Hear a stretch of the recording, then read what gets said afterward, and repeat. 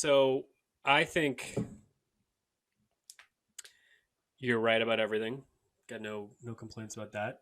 I personally That's going am in the end of the video. That might be going in the beginning. Joe's right about everything.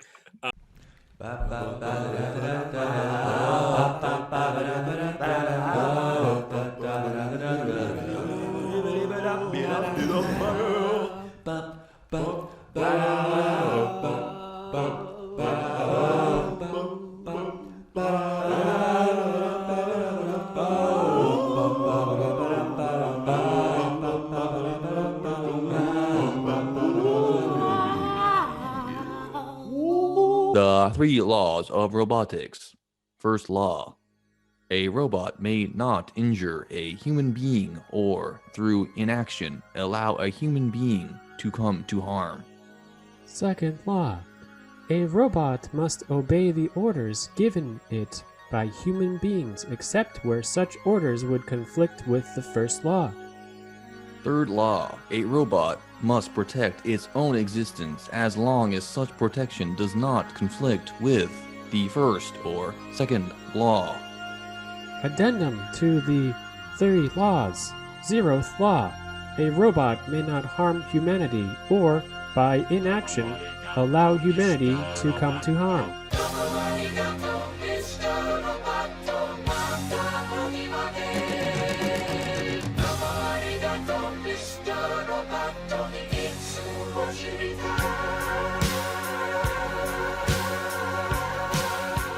Welcome to the Dylan Joe Basement Podcast. We're your hosts, Dylan And Joe. and Joe. And today, we're talking about robots. That's right. We're robot rocking it this week. We're talking about our synthetic friends and enemies that have been created in the past, in modern times, and perhaps the future demise of humanity. We shall see. Robots are all around us. Robots have been something that have been actually pretty deep in my life since off the bat. I've always been interested and always had like robot stuff to play with, which has been kind of cool. So we're really pleased to announce that our podcast this week will be on robots, history, movies, pop culture, Joe, Dylan, Basement Podcast. Let's rock. Robots.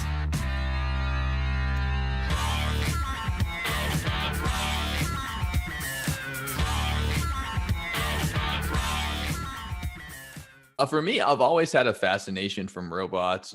It's a fun, toy and idea as a kid. Obviously, I watched Star Wars as a kid, so you see droids and things like that. And you start to think about, oh, this is so cool. Or watching Gundams on TV, Megazords in Power Rangers. I mean, robots are just an inherently cool and interesting thing. And it's only as I got older that I had more of a fascination with the idea of them and how they're actually coming apart, because in our lifetime, they've gone from majority of fantasy of science fiction, the way you see them on TV, to now that we're, late into adulthood now, we're realizing that this is actually a possibility that's actually coming to fruition. It's not just science fiction. A lot of these things are really happening now.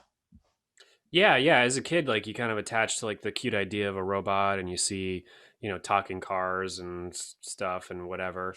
And then for me personally, for those of you who are in Hudson, at the Rotary, there was a vacuum store back in the day. Remember the vacuum store? I don't remember the vacuum store. No. You drove by that thing for 12 years of your life, 16, 17, 18 years of your life at the very least. I wasn't interested in vacuums. I remember Toy Boat, that store that was downtown for a couple of years. Right. And I nailed the pronunciation. Wait. It's Toy Boat. Yeah, that was the name of the store. Yeah. Yeah. They sold Toy boats, toys and stuff. Yep. I don't know how many boats they had. It was like blocks and toy trains, and it was like basically paying $100 for a toy you would get in 1950 for 10 cents. Because it was made locally and they charge more for that. I get it. Exactly right. Yeah. Yeah. The dream is out there, but it's just not reality anymore. Because of robots, probably, quite frankly. Because of robots. Good tie-in. So at the Rotary, people who are listening will know, but there was a vacuum store, and out front, I was obsessed with this one vacuum named Henry. Henry looked like a shop vac. Mm-hmm. And Joe, We're going to pull up Henry right now so people know, because they'll go, holy shit, if you know, you know. It was at the Rotary, Henry the vacuum cleaner. Henry was Okay. an automated, I believe that he goes in the bottom of a pool and vacuums up algae. He just is one of a pool vac. That's it. Simple, nothing crazy. But that's a modern day robot that is right around the cusp of robots actually becoming into our life. Yeah, those are robots Facts. in the household. Yeah, my parents have 2 robots right now. They have a pool vacuum that vacuums like 24/7, just rolling around, and they have a Roomba too, which I remember getting introduced. I think we were in So 5th big time. grade. The idea came out of a vacuum that could drive around your house, and although it didn't catch on to the degree that you'd expect because it's kind of expensive for what it is, and it doesn't really work all over the house. As far as once you buy one, it's all set. It's all set. And when that first came out, I was like, "There's no way people are going to have those, anytime soon." It's like sci-fi shit. But a Roomba is probably like $300, and then you're all set for whatever long. Yeah, exactly. But anyways, yeah, we're going to get into that today and see the transition between the idea of a robot coming to pass and actually us having robots now in our homes, robots in factories, and robots that are going to be in use in the future from, changing the ideas of how we actually perceive them. And robots are a relatively modern thing. I mean, the ideas have been around for a really long time, but the ideas actually coming to fruition is so modern. You can think of an idea of the Tin Man. He's a metal man who comes to life. Try to do it. It's nearly impossible to do. And it gets more and more complicated the more and more you know about robotics and what's actually going down there. So I thought we'd dive into the history of robots and see how this idea actually came to pass and why people wanted to start building these automatons, as they were.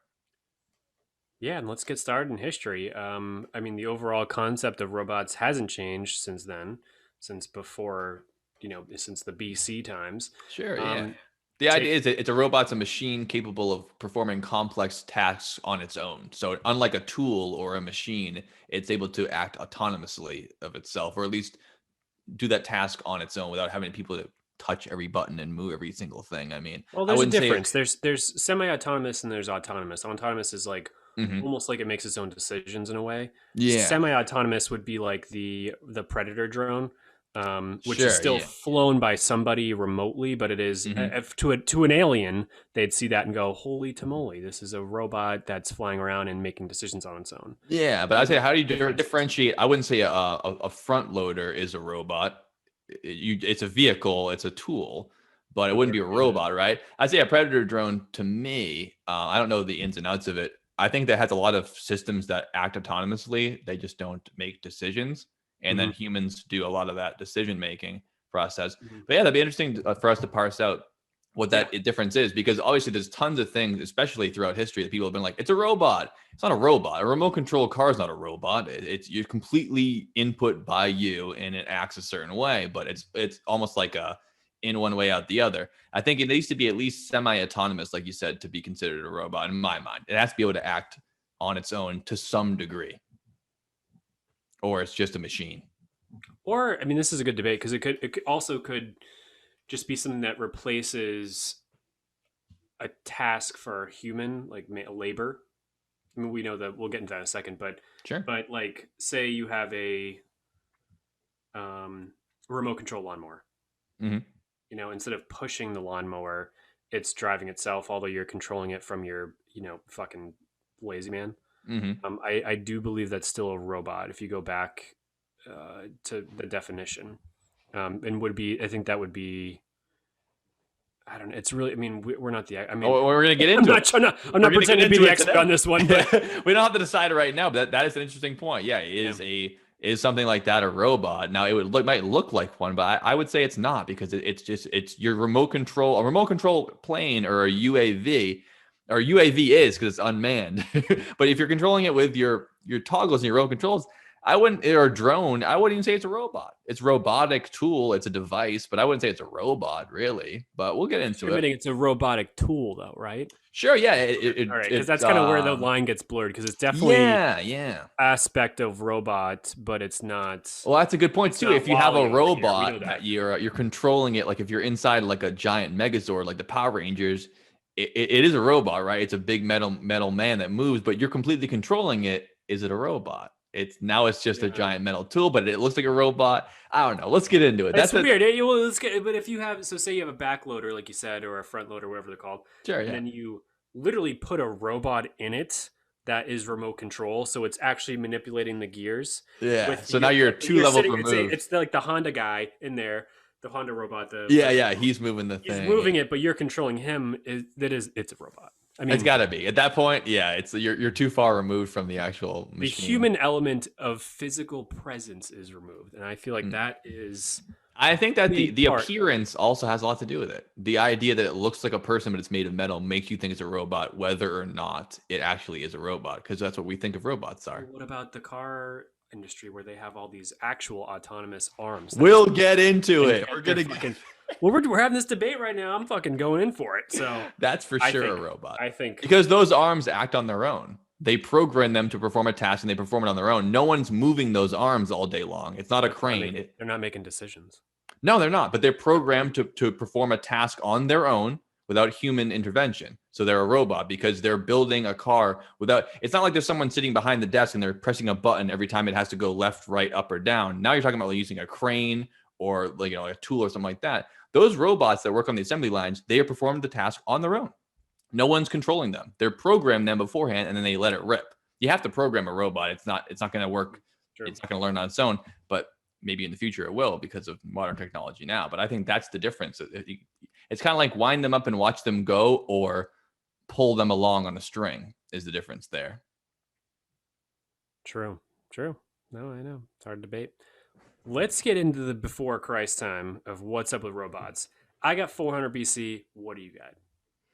Yeah, I think around then is when the idea starts popping off in earnest. I think that just to start off, robot comes from a Slavic word. It's an Eastern European word that means serf or servant. Basically, the idea of people that are working for a purpose, and that's kind of how we use robots now. They're like slaves, where nowadays slavery is much more shunned on than ever, even though it's more popular than ever. Unfortunately, it's human trafficking sucks, but now you can't just use people to do tasks like that, where they used to use in the past. They just use thousands of people that wouldn't be unpaid and they'd be forced to do it. Nowadays, we have to have machines do it for us because they're not people. And that's, I think, why we transfer the term robot onto devices or synthetic beings that would act like people and perform work and tasks like people.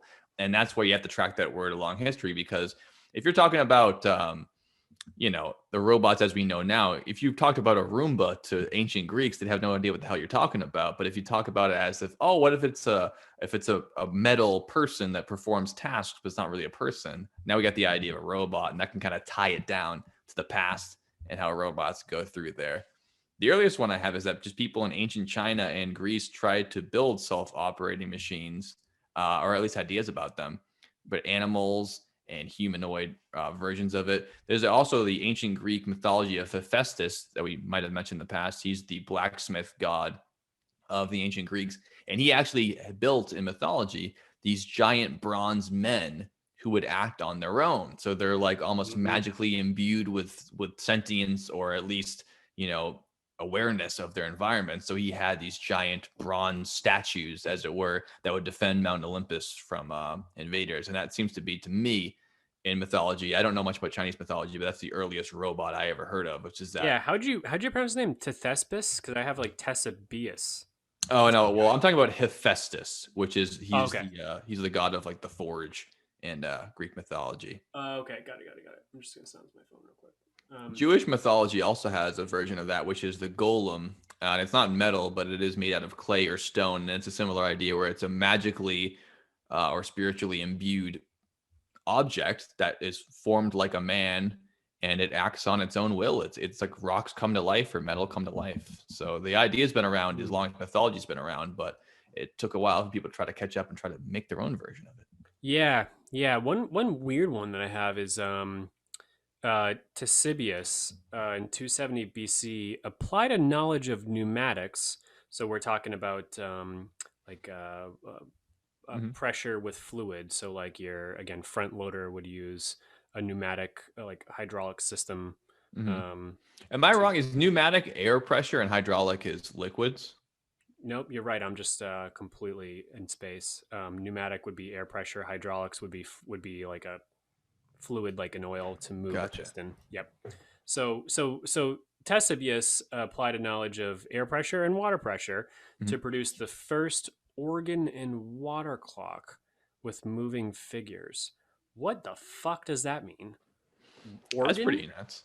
Organ? Well, organ meaning Like pressure, like a pipe organ, yeah, like how it uses air they pump it pressure up with to. pressure and then they do. Yeah, so I wouldn't think it would be like like obviously not an Right. organ My like a first thought was he had like analogy. human organs in some sort of like um, Yeah, a what's a human mixed with a robot? Cyborg. cyborg. Yeah. Yeah. No, it's A almost cyborg certainly. I thing don't or know this. Well, obviously, Frankenstein. I'll figure it out for the podcast. But it's almost certainly like a pipe organ where it's using air to pass through tubes, and that's probably why they named it an organ because that was Okay. the idea beforehand. Yeah. Yeah. So it seems a lot of these first like early accounts of automated devices were kind of like clocks. Yeah, I mean, it's the easiest version to do. This was kind of stretching the idea of a robot, but it's the first versions of anyone trying to build devices that would basically run on their own without everything. Before this, think about how it works. You got hose, spears, shield, like you're talking about items that are useful and they're metallic, but you have to completely be powered by either man or animals.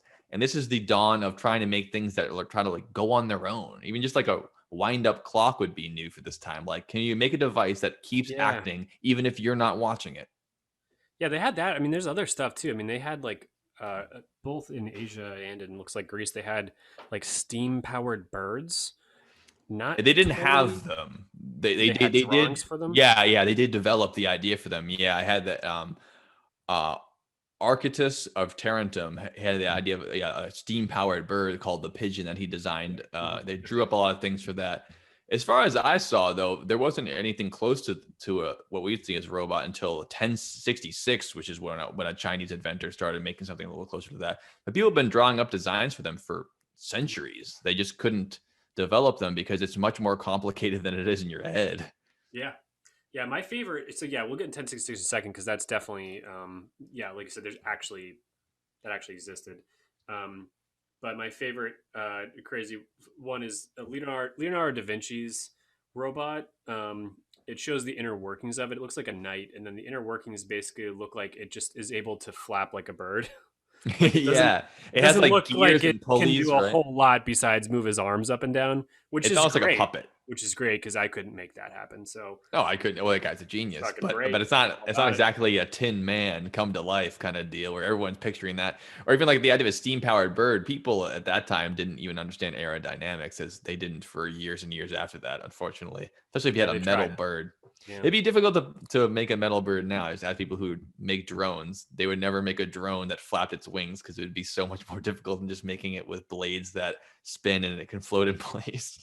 Yeah, I I mean, mean, building a metal bird would be so difficult to do. up until recently, it just can't be done. I mean, they have little teeny like drones that are like dragonflies and Yeah. hummingbirds that actually do work, but it's because we have composites like plastic and things that Mhm. are lighter than And metal. But back then, microprocessors getting smaller and smaller and smaller. oh yeah, so you can make it weightless, basically. I mean, the weight of a hummingbird and actually work like that. But before, we had just metal and batteries and fucking Forget it. There's no steam way. powered. You have to like boil wood. And, Yeah, you have to have enough water and yep, fuel in the machine to keep running. You couldn't even get it off the ground if it yeah, was not a 20 feet chance. long. No. So bring us to But it's an interesting 1066. idea, What's though. up? What's up with 1066? 1066 is the closest I saw to what you're starting to build, like autonomous machines. I still wouldn't call it a robot, but it's definitely closer to something that can act on its own.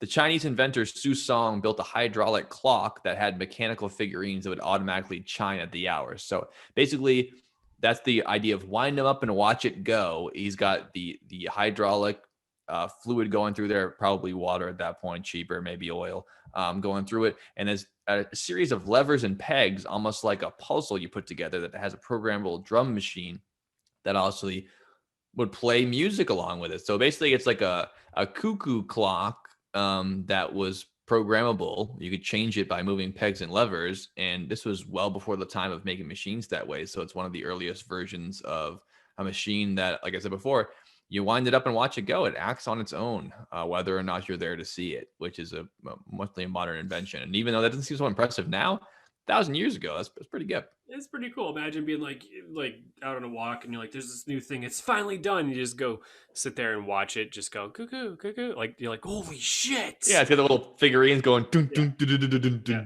dun, dun, dun, dun, dun, dun. Yeah. But at the same time, you wouldn't have seen anything like that in your life. You walked by it and you're like, how is that working? Who's pulling the levers? Who's touching the buttons? Who's shaking it? No one is. It was just set up that way and it keeps going. It's almost like magic at that point, even though Yeah, it's cool. I mean, not even magic. back, I mean, seeing something that old that functions like that is, I see Yeah. things that are 100 years old. I'm like, wow, it's so cool. It's 100 years old.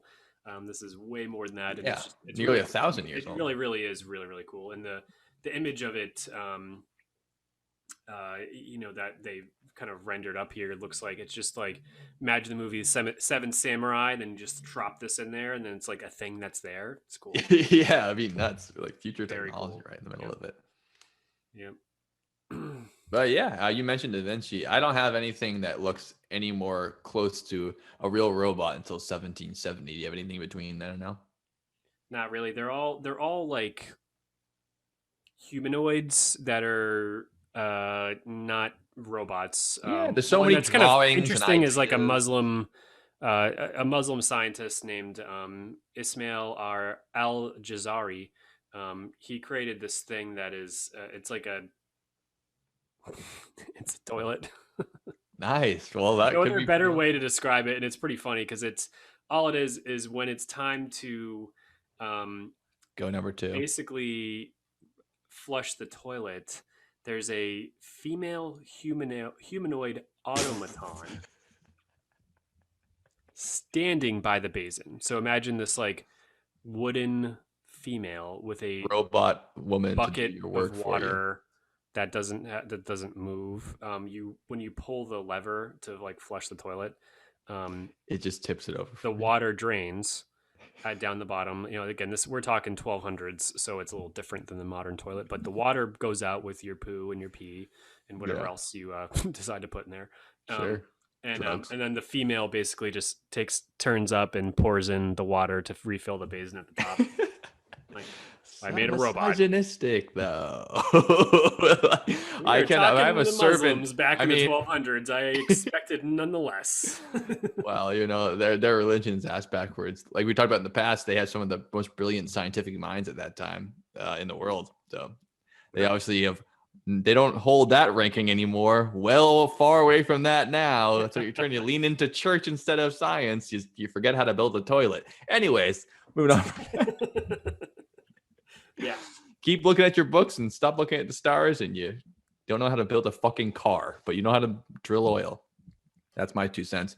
Anyway, I think the first example that I can see is something that we'd see in our eyes, what a robot would look like. I'm talking about a machine person that moves around and does things, not like a cuckoo clock, not like a toilet with a lever that dumps it over and looks all cool.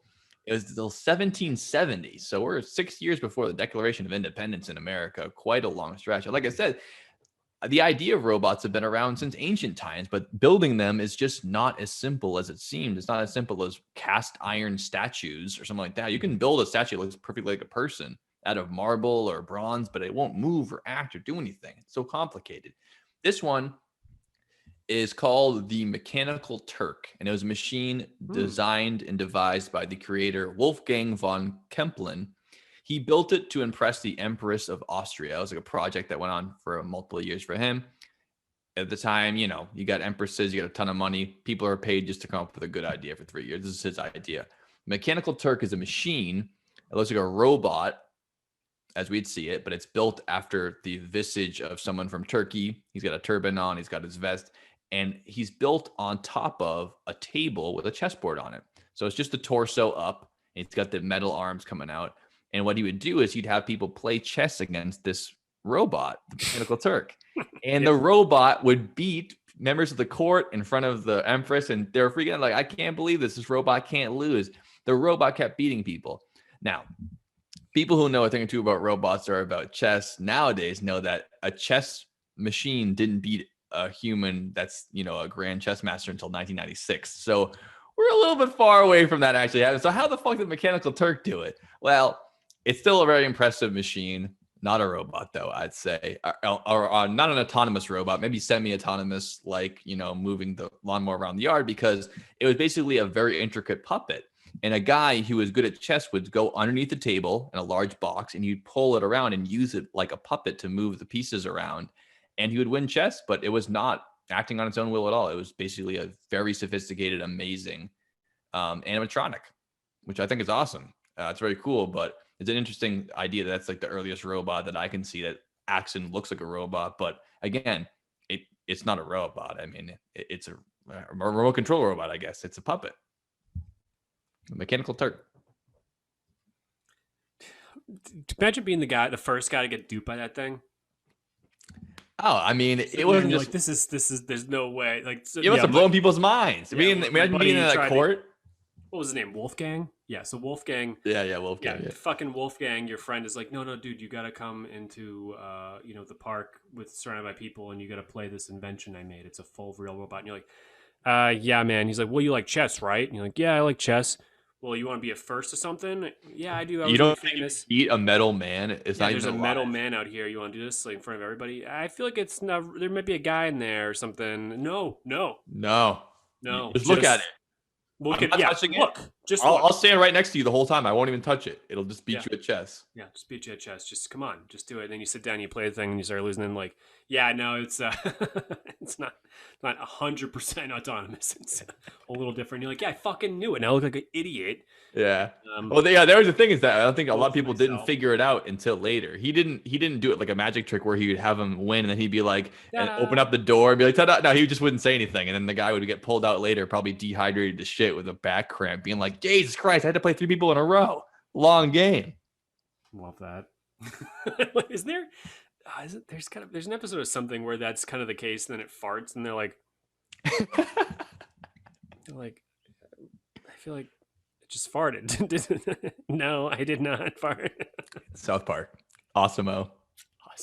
It's awesome. Put Awesome-o up on the thing. Yes. Definitely deserves to be one of the robots. Yeah. I knew it was one of the cartoons. Robot. It's Awesome-o. I did not fart. Awesome-o does not fart. Yeah, exactly that. Yeah, it's awesome. But I'd say it wasn't, like I said, real robotics as we know it now needs the invention of the computer and advanced electronics. There's no way to build a robot just out of pneumatics or hydraulics. It's impressive. It's a cool puppet, but you really can't program something to act on its own outside of the winding of a clock and to react and act in certain ways. Well, a computer, you need to program it in. So only in the 20th century can we really build robots. And that's when robots start to really be coming out. Now, the first robot that I consider a true robot, but again, it acts on its own, but it doesn't have a computer in it, so it can't react to things. It can only act on its own. Can this one smoke cigarettes?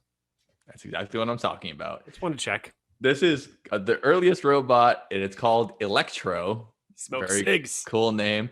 It debuted at the 1939 New York World Fair. It was made up of steel gear, a cam, a motor skeleton, and it was covered by aluminum skin to make it look more like a robot as we see it now, a metal man, a tin man. And like Dylan said, yeah, it could speak 700 words using a record player inside it. It could smoke cigs. It could blow up balloons, and it can move its head and arms. So you can kind of picture in your head, it's got to be a couple of motorized gears, obviously a diaphragm or like an air pressure system in there, and a record player. So, I mean, it might take a long time to develop that thing, and it'd be amazing if you could do it now, but it's very doable without the use of computers. And even though I consider a robot just because it can do that without you having to actually physically move levers and things like that, it's still, it's more of a parlor trick kind of robot.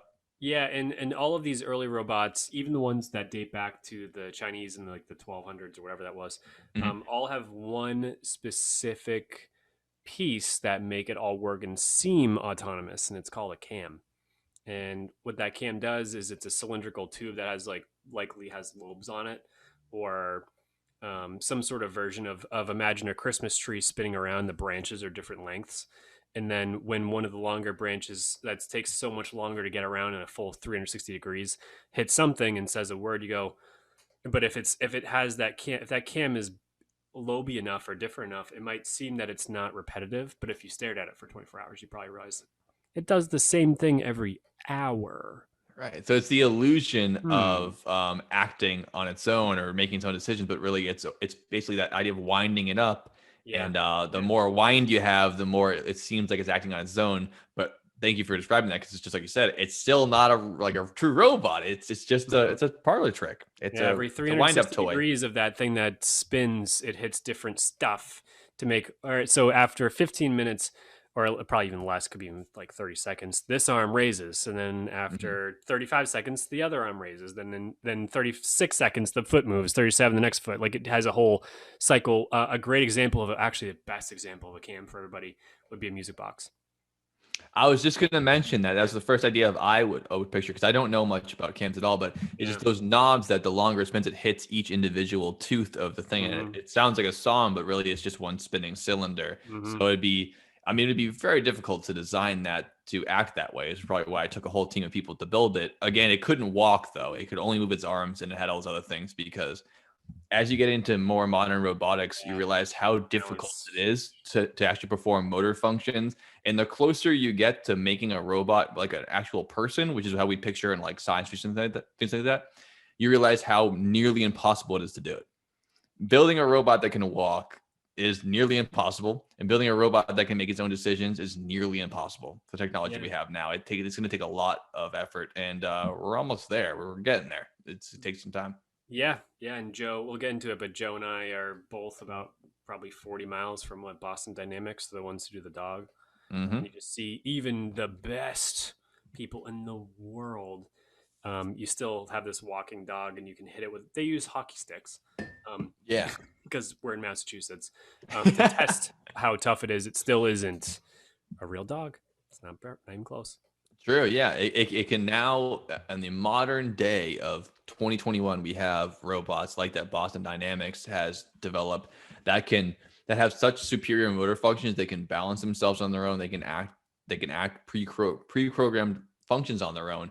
But even then, it's so difficult to keep them upright. I mean, a 3-year-old child has better motor functions as far as making split decisions than a Hmm. robot does. A Wow. Boston Dynamics robot can probably lift, a car, or it can, jump, 5 feet in the air. But if it gets tipped over, even though they're working on a lot of them that can catch themselves, a 3-year-old child's better at it. Those quick ideas, the intensity and just the complexity of the human brain is so much bigger than just drawing a picture and saying, make the Tin Man go. It's so much more difficult than that. Absolutely. Well, Joe, before we get moving, how about a word from our sponsors? Thought you never ask. We're going to take a quick break, but our sponsors will chime in with some of our favorite beers.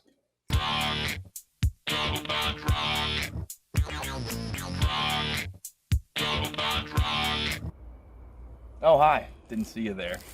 You know, when I'm enjoying myself in the New England summers, I like to get my breath in, my fresh air, walk out and enjoy the New England countryside. When I do so, you won't catch me out here without New England's best IPA. WormTown's Be Hoppy. Don't worry. Oh, oh my God, that's good. Be Hoppy.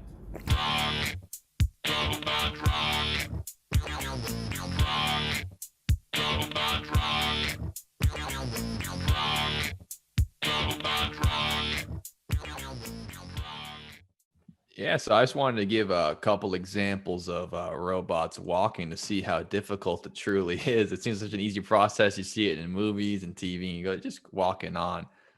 I mean, coming from things of the modern robotics like the Mars rover Curiosity in 2012 that got up there rolling around, and things like bomb diffusal robots, it's amazing how far we've come, but it just ain't that easy. So I have a quick clip of the DARPA Robotics Challenge, where multiple different people tried to build these robots, and it took years and years. A lot of them were colleges, because that's how you can get a group of people who are very smart about robotics to build something together. But this is admittedly, this is the video and they fuck up, but this is how hard it is when you actually get Before them you on. go there, hang on. Before you play.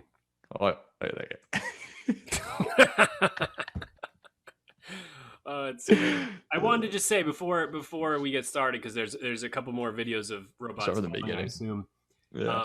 Isn't DARPA from the show Lost? What's DARPA? I've never seen the show Lost. What? I don't actually know what DARPA stands for, but you have to imagine it's American Robotics Something something Academy. something Yep, something. yeah, yep. We'll put it up on the thing, Yep. whatever. DARPA. Okay. Yeah, so this is a sophisticated guy coming in. He's looking great. He's down. I mean, these things probably cost like $100,000 each just to get them started. I mean, these things are really advanced. The balance aspect is, but it's just so much more difficult. Top heavy because this one has 4 legs. Doesn't help it. You still can't even fucking do it. This guy just gives up. Oh man, yeah. Virginia Tech's robot looks nice. Eats shit. This guy's gonna open a door. That's not he easy. Wants to come home. Oh, just gave up. Yeah, no problem. Just some stairs. Oh, here we go. He's boy, on his backpack, spinning around. Yeah, I mean, Hector. Hector. Yeah, let me. I mean, they're all so impressive, but it's just like they just don't have it. Unfortunately, it's so difficult to build. This guy's gonna try to. Oh, he's gonna open that valve. He's gonna open a fire valve. Oh, so close. That's the idea. He didn't even make it to the valve. It's not easy. Drills. Yeah, it's not easy is the point. Oh boy. So construction worker.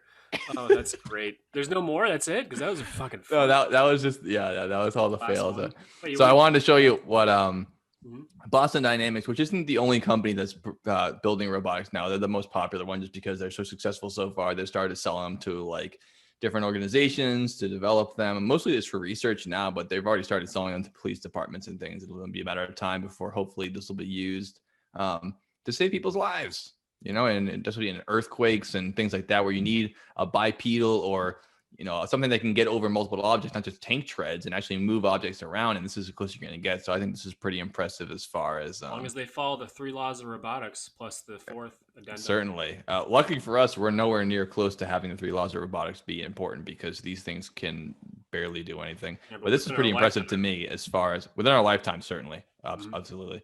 So this was Boston Dynamics robot, the Atlas, which is their bipedal humanoid robot, showing how it can move around.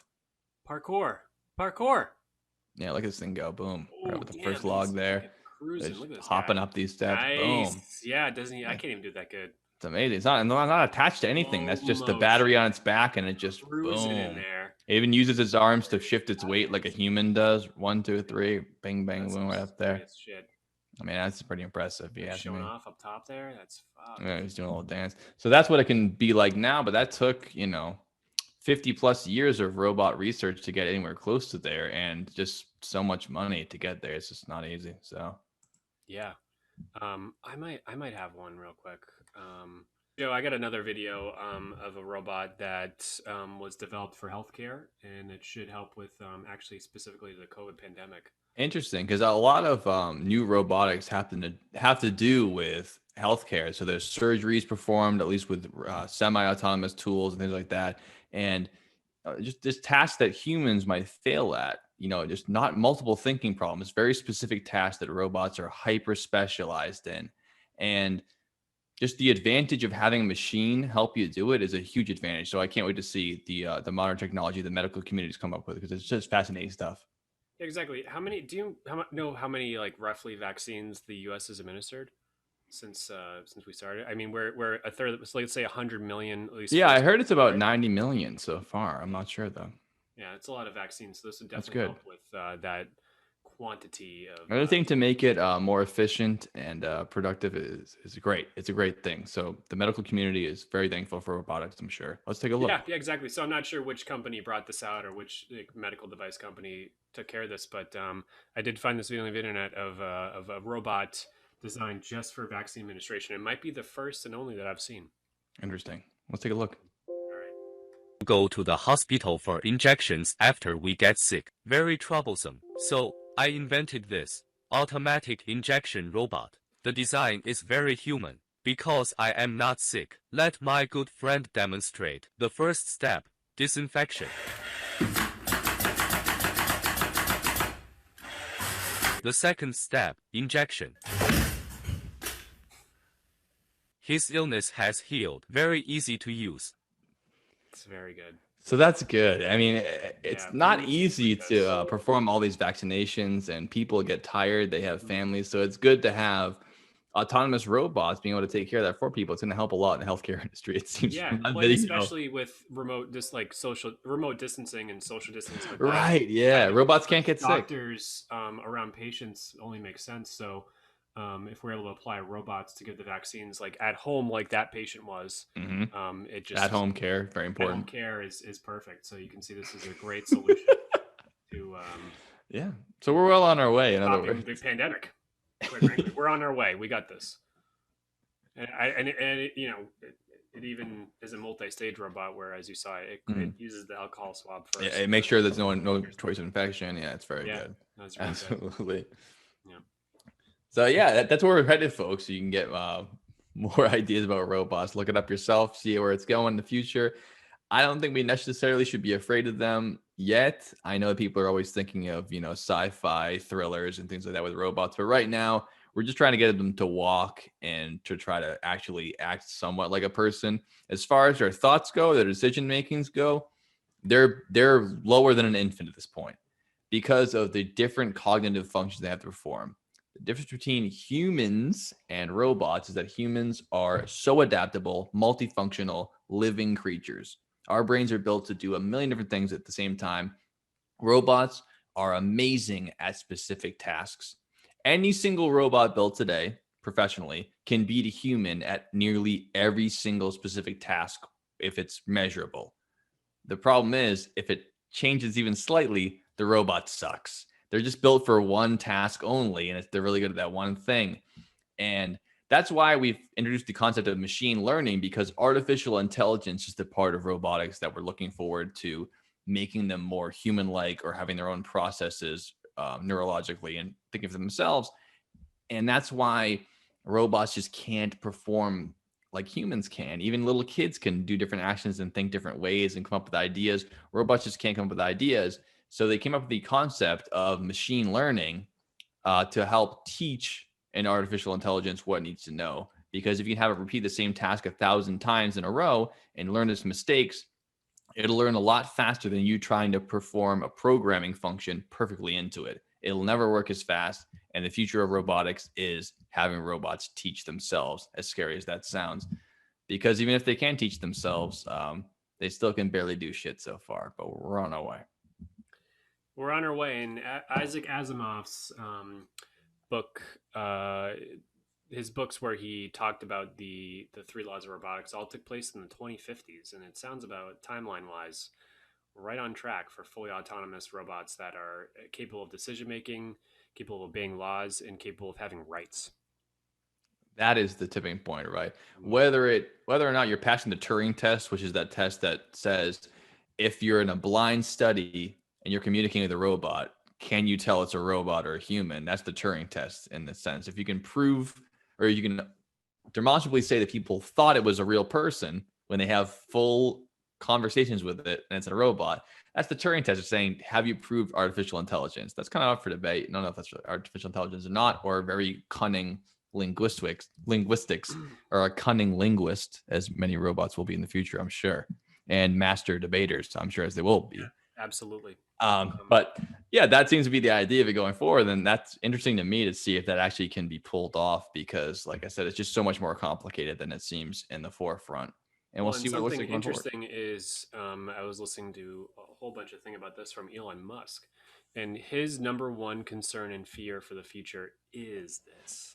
And he says that we need to get on this now I think he's because right about that. I I think AI agree. And is, the yeah. reason he said is this there's an FDA, Food and Drug Administration, that takes care of medical devices, drugs, and food. There's an FAA, Federal Aviation Administration, which regulates airplanes. And as much as of these two things are a barrier to what Elon Musk does, he also respects that completely because it keeps companies like his in line from getting out of control. There Yeah. is no FAA or FDA or whatever it is for AI yet. Yeah, like a FAIA, Federal Artificial Intelligence Administration. FAIA. Okay, yeah, yep. I thought you said FIAA.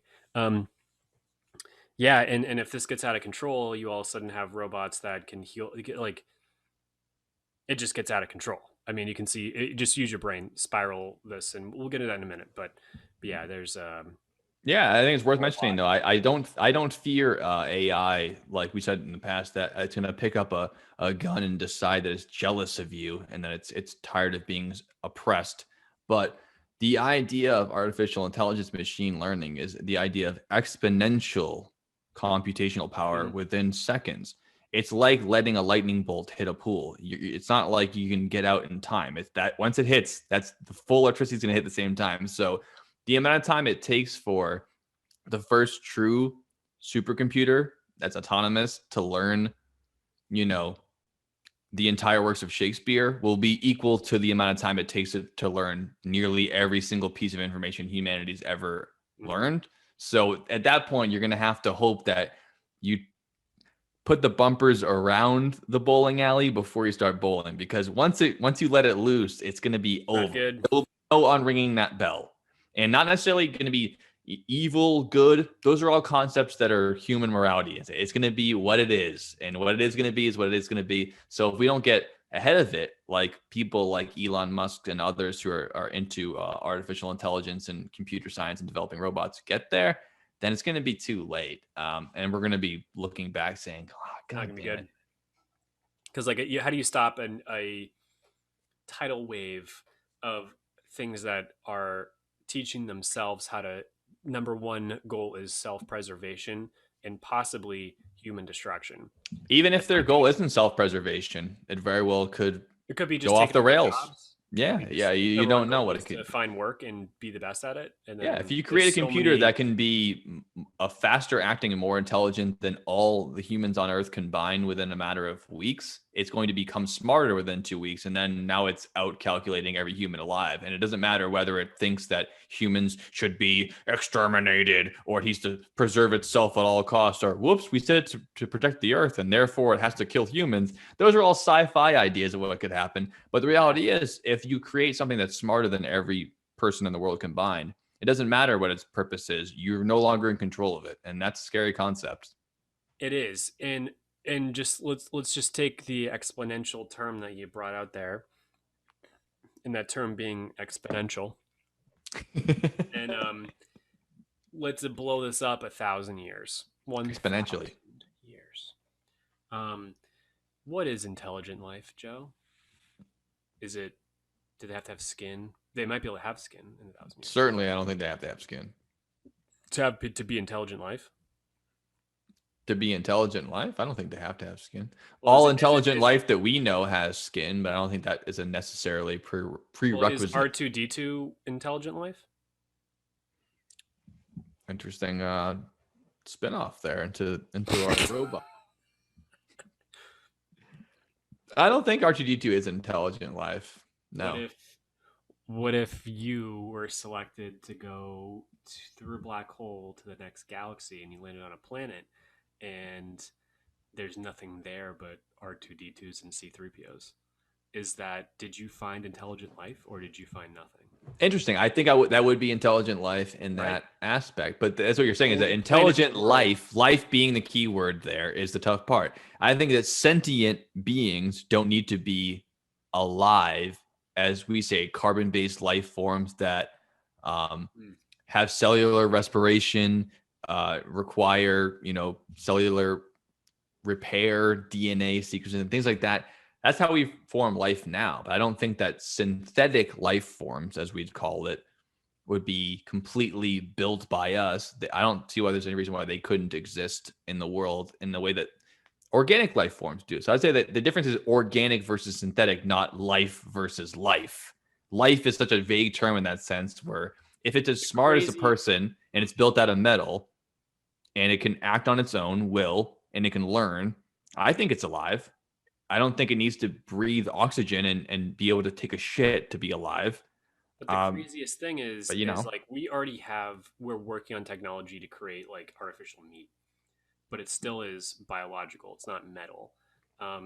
You can say that, you start off with the Boston Dynamics dog teach it some things, teach it how to learn, then it learns so much faster than the rest of us. Then at a point it says, I'm going to have skin now. Yeah, but that dog in particular cannot do that at all. It's a Just million so you years know. now, and it has. I know that dog, but like I know I'm always a stickler for that, but you always take concept and you're like, well, what about that one? And then this is like, no, but that one can't do it. No, that one has like, it's incapable of learning at all. If we don't be careful with this stuff, all of a sudden we have things that look like you and me that are actually robots, but do they have a soul? It's so confusing. That's interesting. Let's get into it. But why would they want to have skin? You think? Because they envy us? It's so much better than metal. Why is it better than metal? Skin sucks. Because skin's only attractive because we're humans and we're used to it. We like things that are alive. Itself, and it's waterproof. It's a membrane. It's besides this, there's obviously elements that can cause problems, and it's not great. But having, just like the Terminator, having skin over a metal body does have benefits. And I'm not talking silicone. I'm not talking the T1000, which is literally liquid metal that can repair itself and take any form. Okay. Yeah, well, we're not there yet, but we're still in Terminator 1. Yeah, right. So it definitely, I'd say human beings are the best robots that have ever existed. I mean, yes, we're the gold standard because, of course, we are humans, so we think we're the greatest. It's also another theme of the podcast. Whether it's Doomsday or developing robots or aliens, they should all look like us and be like us because we're the best, and that's it. Robots should aspire to be like us, the fragile apes that live on this planet that try to kill each other. Want to be an octopus? I mean, like like we are. Why not? Why not? There's a lot of reasons why they shouldn't be an octopus. Human being more legs, bipedal. They can squeeze in any circumference, but larger than their beak or smaller than their beak. Rather, they can go all over that. It's pretty amazing. They can change their colors. They can go camouflaged. They can breathe underwater. These are all things that humans can't do. I'm not saying that I'd rather be an octopus than a human, but it's so human-centric to think that like robots, before we know it, they're gonna have beards and have skin like us, and then what'll happen? It's like, well, I don't think that robots will, if they get to the point where they want to surpass humans, they won't need to become a human to do it. If you want to be better than a rhinoceros, do you put a horn on and start working out, or do you build a gun and shoot it in the fucking head? That's how you become better than a rhinoceros. You don't become a rhinoceros, you surpass it. That's if they believe that they are better than us. And I hope they don't. I really hope they don't. And I think that's what you need to get to build into it. Right? They just will be. There's a level of like the way that we look at ants. They don't understand that we're such a higher intelligent being. Mm-hmm. There might be some sort of robot thing out there that looks at us like ants, and they're just like way on a level wavelength and plane than we are. That is actually just a robot and from the future. Yeah, I think very much so. So I really do want to I want to have the AI conversation with you because I think that should be final thoughts. We go back and forth. Yeah. Because I don't want to get too wrapped up in it because I could talk to you about this for another hour just with this concept alone. No question. Yeah, we're getting off topic. So why don't we hop into robots that are in popular culture, movies and shit like that, the robots that we know. Yeah. And we can compare those. Yeah, we can compare those to shit we know. And then during final thoughts, we'll go back and forth about what we think is the future of robotics and what might happen to us then.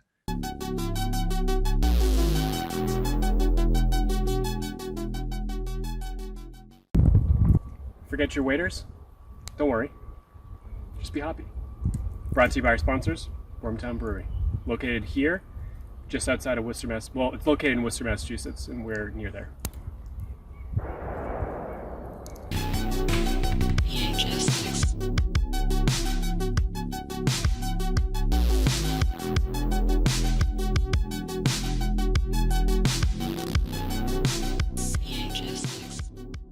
You go first. What do you got for movies? All right. So as far as robots are concerned, most of what we know about robots is completely from movies and TV shows. I haven't encountered a lot of robots in my life in particular. I've been to a couple of museums that have like prototypes there and things like that. Maybe you tour a factory, maybe you toured the Ford factory and you go, oh, look at that. It's an articulating arm. It's amazing stuff. But we know robots from movies and TV shows. And one of the earliest robots I remember seeing, which is, unironically a vision of the future. It's the Jetsons, which is Rosie the robot, which is a robot maid. Robot. I forgot about that chick. Yeah.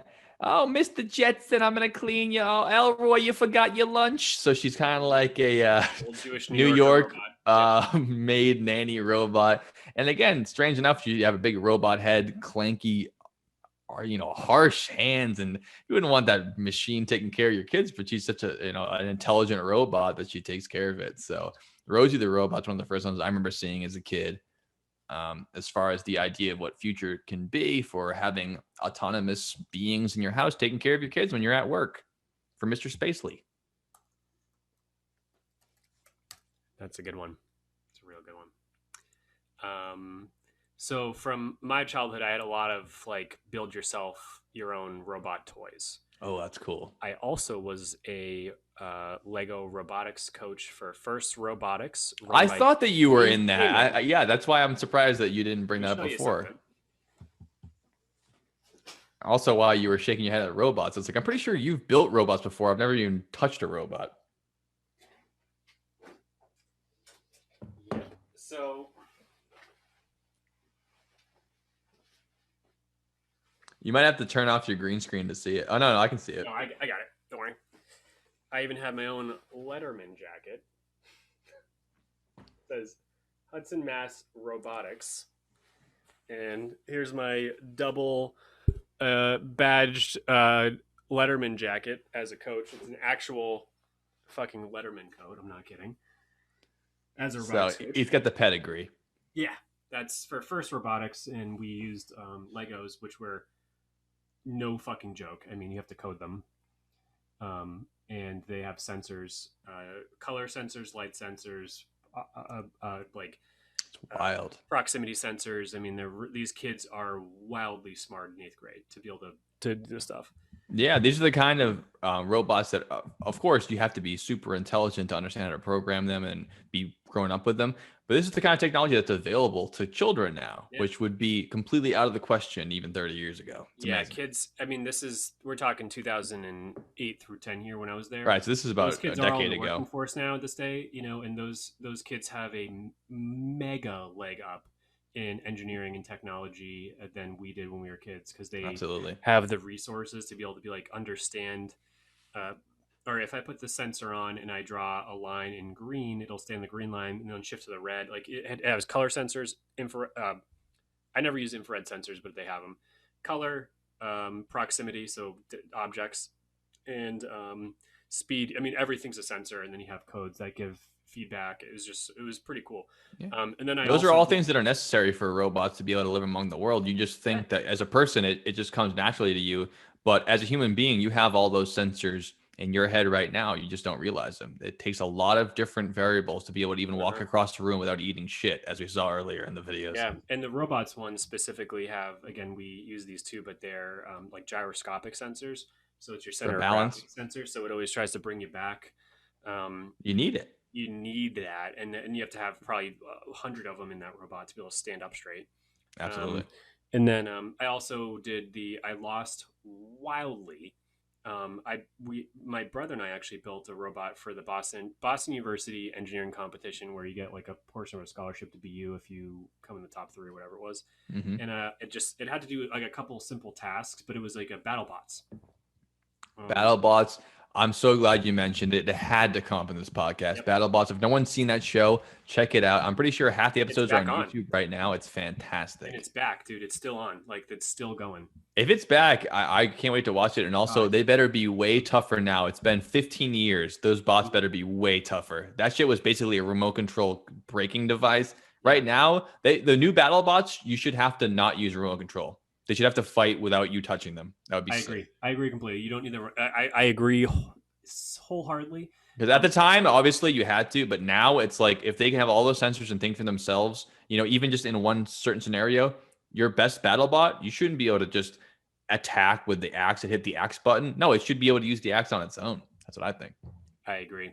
A crazy BattleBots fact is that those things weigh a couple 100 pounds.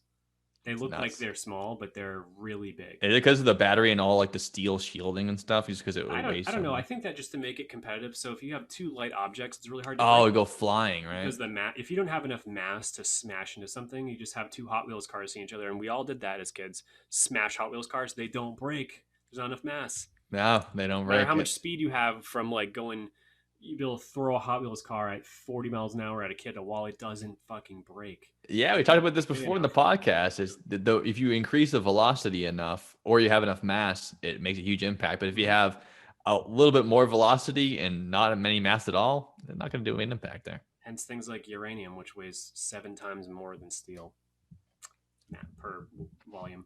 That's a bingo. So it was just funny because me and my brother did that, the robotics competition, and I thought I had a pretty good chance because I built this thing pretty well. It was pretty heavy, and within seconds. But it was a battle bot scenario. You were gonna have to fight another robot. I love the idea of BU giving a scholarship to the battle bots winner of the competition.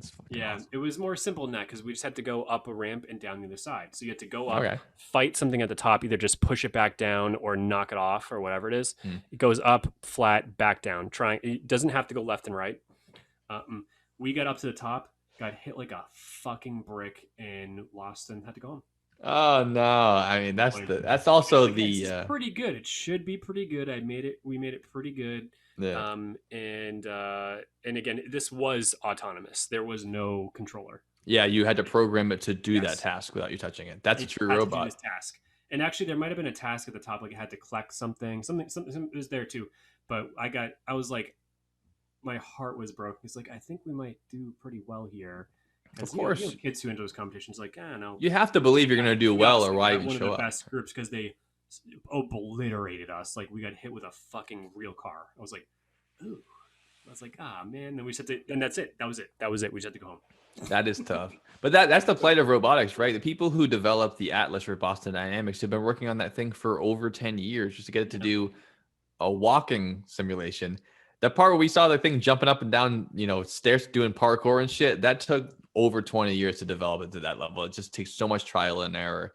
And even the fact that you could build one and program it to do that's pretty impressive. You just have to be used to the trial and error of that, which is part of the benefit to machine learning, where you can do trial and error 1 million times in a row in an hour within the thing's processing unit. And then you can cut out the middleman of having to try it over and over again, because teaching something to do something like programming it, you can do it as well as you want, but it might not work. It could take 1,000 tries before it works if you can speed up the process. For real. So on that note, my pop culture, I got a couple of them. Holy shit. I forgot we're doing the pop culture back and forth. No, go ahead. Might have been the first one I ever saw. Iron Giant. The Iron Giant, great. 50-foot alien. Can't forget that one. Iron Giant comes down from space in the 40s in a cartoon that came out in 1999. It's a Cold War movie that came out in the 90s. 1999. And the boy, I forget his name, has to hide the 50. Hogarth.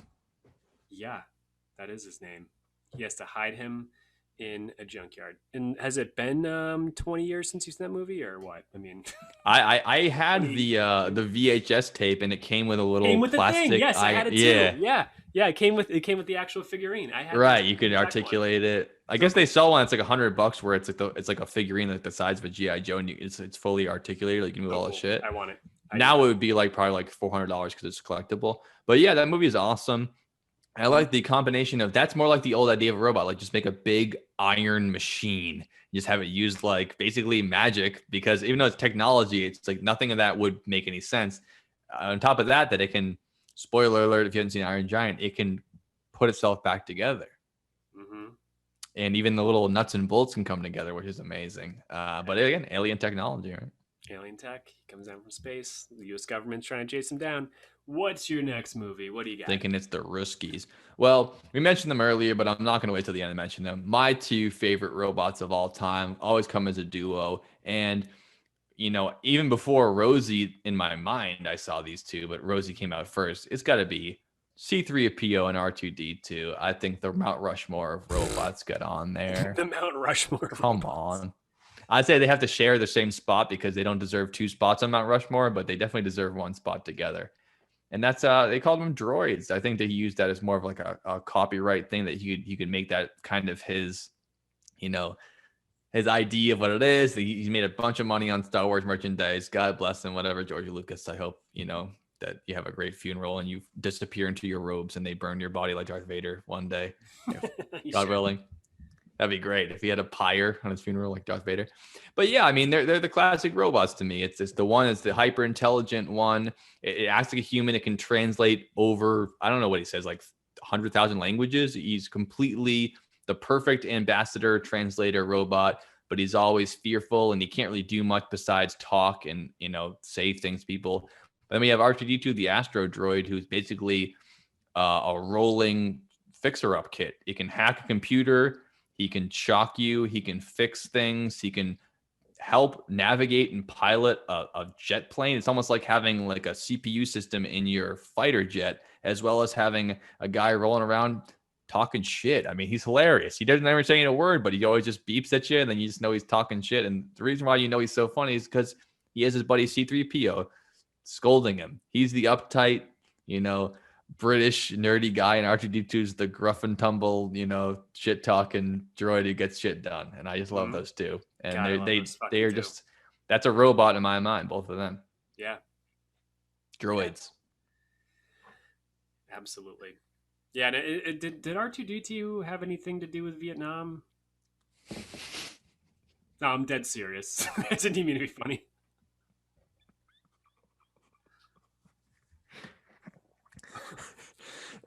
Well, he did help in the evacuation of Saigon. I thought so. That's what I was saying. No, but he was at the Hanoi hotel. He go, beep, beep, beep, beep, get the fuck out of here. No, I was thinking. All right. Charlie in the Bush translation. What do you mean by that? Well, he sits in the back of the X-wing, like the rear intercept officer, and he controls the weapon systems on the X-wing, right? And gives him real-time feedback from almost a real person. Yes. Yeah, he basically is. Yeah, he kind of gives him like actual feedback that's very personal and not artificial. Absolutely. But you know his tone, so Yeah. No, you're absolutely. I mean, I didn't realize where you're coming from, but you're absolutely right in that came fact. from the F4 Phantom. It definitely had a lot to do with wasn't that. Really like a totally out there yet. It was more still the F4. Yeah, even astromechs or astro droids rather don't actually control weapon systems in Star Wars fighter jets and bombers like that. They do perform that role. They are completely integrated with the vehicle. Their navigation systems repair all that, and there's no way that George Lucas didn't delve deeply into that idea of having that co-pilot in the back of a fighter jet from Vietnam. Absolutely, I think you're dead on balls accurate with that. Okay, just checking. My movie next rubbed me the right way as a kid in 2005. Mm-hmm. And it's about Rodney Copperbottom from the movie Robots. And Robots. Yeah. Quick move from the prequel Obi-Wan Kenobi to Robots. I think he's the main character in that. Am I wrong about that? I think Ewan McGregor plays Rodney in that. Of Robots? I think so, yeah. They had about, I think, like 15 major actors in the movie Robots, which no one really remembers the movie now because it was a blip in time. Everyone remembers Shrek and... I was literally thinking, I was like, I don't think Obi-Wan Kenobi is in Robots. Yeah, I think that Ewan McGregor... You're being funny. I think he is the main character in that movie. Rodney Copperbottom? If I'm thinking of the same person. Is it the main character in the movie Robots by DreamWorks or whatever? Rodney Copperbottom is Robin Williams is in it as well. He's the red one with the big handle on his head. Rodney Copperbottom is I mean it's so voice cast is Ewan McGregor, and Will Denton and Crawford Wilson. Don't know them, but anyways, dovetailed into it. Jansen Panettiere. Got to be Panettiere, but I don't know. Halle Berry, Robin Williams, Mel Brooks, Greg Kinnear. Greg Kinnear. I mean, these are huge A-list actors in this thing, and no one even remembers the movie exists. Amanda Bynes, Drew Carey. I mean, come on. Jay Leno, Paula Abdul, Randy Jackson. This is what I'm talking about. They had like 20 people in. They must have paid out the ass. James Earl Jones. Actors. James Earl Jones, Darth Vader. That's another Star Wars thing. No, but I mean, no one even remembers the movie Robots, and I didn't remember it until you just brought it up right now. And I'm doing a podcast about robots. What happened in the movie? Just faded out. Who gives a shit, right? But I think it's a good movie. Such a great movie. It's about Rodney Copperbottom, and he wants to do two things: better the world, and then meet his idol, who's named Big Weld, who's like runs the corporation of the robots, because it's a Big alien Weld, yeah. planet basically made up of robots, but it's still a corporation. And he realizes that the corporation runs by scrapping old robots, and then he gets pissed and says, "I need to save the world." And all these old robots just need to be oiled up and repaired. That's the whole movie. And you realize that his idol, Big Weld, is a big wig, or wrong term actually. That's too old. Big dog. A big weld. Big Weld. And he's a piece of shit who needs to get the fuck out of this fucking earth. And he fights the good fight. I don't know. I think that without the likes of Big Weld, they wouldn't ever existed. If everyone just got all the scraps, evenly distributed, then there would be no robot world. And it's for the likes of Big Weld that you even have something to eat today, and you should be happy that the corporation of Big Weld is trying to supply your nation with the work and scraps that you need to live. And every X-ray is $12,000, and that's because it's the way it is. What are you gonna do? Make an X-ray yourself? You should be happy about Big Weld existing. Yeah, you should be paying for this. Sure, every dead robot becomes scrap metal. That's the circle of life. If you can't, You want this to be a communist robot society? What's fucking are you wrong? shitting me? It's a capitalist robot world. Just ask Mr. Copperbottom there, which I will scrap for money because copper is relatively rare. Inexpensive, and 3 times the price of steel. Good pull. Robots, the movie. I had a scrap guy for a while at one of my jobs. He'd come pick up scrap once a week. This motherfucker taught me everything I know about metal. Come in there. I'd be like, "Hey, today, what's the price of copper?" He'd be like, copper's $4.01 today. Yesterday was $3.96. Steel is 86 cents. I'd be like, "Damn, steel sucks." He's like, "Yeah, we get copper." Yeah, because copper is way more conductive, right? So you can use it for all different kind of shit. Yeah, copper is what they put in most wires. Absolutely, but it's also a big plumbing thing, and I'm actually not even sure why they use copper. Besides, it's not corrosive. It gets corroded in a different, like oxidized, but it doesn't corrode like steel. Like it doesn't get rusty, so it's good for water because you don't get rust in your water. That is good for that. No one wants rusty water. But yeah, also the cheapest, most highly conductive metal that you can get. There it is. Because you can use gold too. Gold's great. Gold's a great conductor, but it's just a lot more money. Yeah, we talked about that before for sure. It's a great conductor, but you have to weigh the benefits versus the cost there, and it's just so much more difficult to obtain. Yep. So that's my robots is my. That's a great pull. What do you got next? Because I've got one. I got 3 really, really good mentions that I need to bring up for movies. So I just want to make sure you got enough too. No problem. We're buzzing through these movies pretty quick. Yeah. I'm not gonna pull up the one behind you because that has to be mentioned at some point there. Yeah, but I do. I mean, you can. We can talk about it. I don't care. No, but I'm gonna pull up my background, which is from the movie 2001: A Space Odyssey. Thank you, fucking God, for mentioning this because I left it off because I was gonna think about it, and I got a complimentary motherfucking movie for this. So that's a robot that I'll never forget. It's not a metal person with hands and claws and like that, but it's one of the earliest examples of artificial intelligence dealing with people. And one of the reasons why one of the inspirations for a lot of sci-fi movies that all the sci-fi novelists like Isaac Asimov, who came up with the ideas of the laws of robotics, inspired things like this. And the idea that now has inspired fear in every human being who's seen these movies, which is that they'll turn on you and they'll have a different prime directive or whatever and change your mind. It's an amazing movie. 2001: Space Odyssey. The robot in question is HAL, who is the artificial intelligence on board the space station. Lucky for them, they have a computer on board, a robot intelligence that controls everything on board. So they don't have to be awake. They can be in hypersleep, hibernation. They can be running the ship one person at a time, which is what you'd need for deep space travel and exploration. You'd need something like this. And almost certainly we will have constructs like this on our spacecraft as we explore deeper and deeper into the galaxy outside the solar system. Even now we have 2 rovers, the older one and the newest one that landed just a month or a half ago on Mars, and it's completely robotic. That's going to be what we need to explore. It's human beings, their biology just isn't built for going so far deep into the stars and having to be completely in control of all these variables. And again, robots aren't great at being people, but they're hyper specialized. HAL was an example of that. He was the reason why that whole entire space station could run.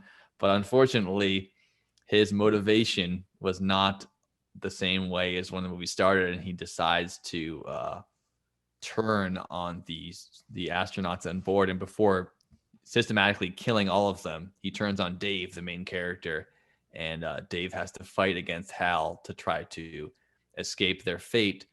He, spoiler alert, does end up deactivating Hal at one point, but not before going on the end of the movie, which that point you're just gonna have to watch to see what happens there. It's wild This shit. is a Stanley Kubrick movie, right? It is, yes. That's just so you guys, if you guys haven't seen 2001, it's fantastic. a little slow.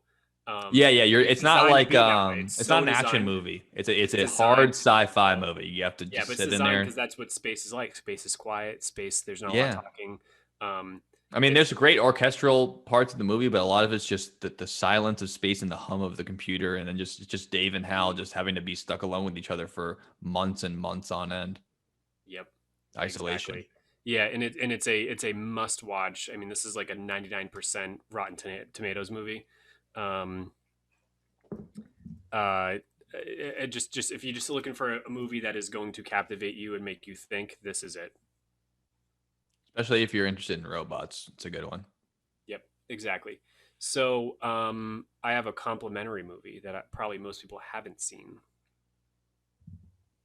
Is it? I'll tell you. I'll tell you if I guessed it after. I'm gonna guess it now, and then you can say it. I'll tell you if I guess it. Go. Wait, you're gonna guess it? No, I don't want to ruin it for you. You should be able to say your own movie. I'm not going to spoil it for you. I always try to do that in the podcast. I try to guess what you're going to say, and I fuck up what you're going to say by me trying to be a know-it-all douchebag. Why don't you just say it, and you'll just trust me that I guessed it, or if I'll be honest if I got it wrong. Okay, all right, I appreciate it. The director is Duncan Jones from 2009, and it revenued $9.8 million in the box office. And this movie is called Moon. I did guess that. Yeah, I did. Yes. Also starring, yeah, I've seen it. I love it. Like I said, I put it off for a while because I didn't understand the plot of it, which is great because the trailer shows you nothing. People tell you it's good. Kind of like 2001, you start watching it and you go, okay, I get it. It's like astronaut, whatever. Just wait. Watch the whole thing. It's amazing. We shouldn't spoil any of it, but that's starring Sam Rockwell, who's an amazing underrated actor. Some people that most people have never heard of him, but he's just fantastic at what he does. And obviously, America's sweetheart Kevin Spacey is also in it as the robot ally. Gertie. Amazing movie. So it's obviously rings a bell to 2001: Space Odyssey. Definitely inspired by similar. 2001. You'll watch Moon if you saw it and you go, I feel like I've seen this movie before, and you realize you haven't. Exactly. You think it's going to be 2001. You're like, oh, this is played out 30 years ago. You're wrong. Keep watching. Different. I'm not going to give anything away, but yeah, Gertie is the robot in there. Gertie is the whole space station, but Gertie's also a computer on wheels type of thing. Give it more of a physical body, unlike Hal, who's always in the walls. Gertie has an actual physical form where you can kind of like. And he has a smiley face or a sad face or a crying face. He has emotions, so they add emotions to Gertie that he can physically see because of just how much time they spend up there on this moon base. And it is really, really good movie. Watch Moon. It's got multiple different aspects of robots, from like basically autonomous lunar vehicles to Gertie and Gertie also is never explained in the movie, and you still can't really figure out what kind of acronym it is. It is an acronym, all capitals, but obviously Gertrude, Gertie, but no, they do not go over the details. I was kind of hoping to find out, but no, but that's. Well, you know why Hal is called Hal? They don't actually explain why each syllable or each letter means, but it's the same thing where it's 3 letters. But it's because it's 1 letter away from IBM. No shit. So they wanted to call it like IBM, so they called him HAL to make it seem like IBM, so they called him Hal. And also it sounds like a name like Hal Jordan or something like that. Yep. Wow, no kidding. I didn't know that. That's awesome. So yeah, go watch Moon. Go watch 2001 if you haven't seen them. You know, I get into the space mood. I mean, there's other ones out there as well. Interstellar is great, but not getting there. But that's nothing to do with robots. Yeah, just another space. but I think that's definitely That's the edge on what robots are going to be. It's going to be space travel and pushing the limit as it has in the past 60 years. The edge of technology is the edge of space travel. It's the most difficult thing humans can do. It takes the best technology to do it. And I think along with advancing in robotics, it will be something like that, what you said with Gertie, which is as robots evolve alongside humans, as we build them that way, we're going to want to build them with emotions or at least some type of empathy, because we're so comfortable as life forms having emotions and understanding people. No one wants to be on a cold spaceship alone with a computer saying, I do not understand what you are saying. It's going to be so lonely and alone. You're going to want to at least act like a person. And I think that's why we're going to keep adding emotions into robots, even though some people are saying, you don't give them emotions, it's scary, it's fucked up and be like people. But we're going to be much more comfortable alongside robots if they act more like us. It's just what it is to be human, is to be more comfortable with humans. Yeah, and a lot of what that is too is that Alexa is probably the best example of Gertie or Hal that you're going to get, and and we don't want it to change because I get mad enough at Alexa when it doesn't listen to me. So it's basically like you command it to do things, and if it doesn't, I'm like Alexa, call Dick, and it goes calling Brian. I'm like, no, I said call Dick. What the fuck? I get so mad at it. So but if it all of a sudden acts like a human, you're gonna get mad. I don't feel like it. You go, what the fuck? I said, like, you're gonna go fucking rip shit. So there's like a weird line between being subservient and being like personal, where you go, Alexa, I have a question. What is love? Like you can love is it? Like you can ask it things. But baby, don't hurt me. Don't hurt me no more. Yeah, if it starts doing it's funny. If it starts doing its own thing, you all of a sudden get pissed because it has its own decision making power. So it's like that weird balance that Moon and 2001 have brought out, that like once it starts doing things or doesn't do what you want because it's preserving itself, preserving the place, preserving you go, what the fuck? It's just this. It's weird. So Moon was my movie. Go watch it. What do you got, Joe? Absolutely. But just put a tag on that. I think it's an interesting middle ground, though, because Alexa doesn't sound like a robot. You can tell it's a robot, but they wanted to have her, I even say, to have a human woman's voice to make it sound more natural to you hearing it. You don't want Alexa to talk back to you and give you attitude when you're yelling at it, but you also don't want it to be like, I am Google, I pay the Google down. Like, you want to be like, okay, I'll look that up right now. Like, people like the idea of hearing it talk back to you like that. So I think that as much as giving them emotions is going to be a creepy thing, it'll be more like people are more comfortable with it if it acts like a person, not in the way that people act, but it sounds like it, feels like it, things like that going forward. So I just had to put that discrepancy there because I don't think you're right.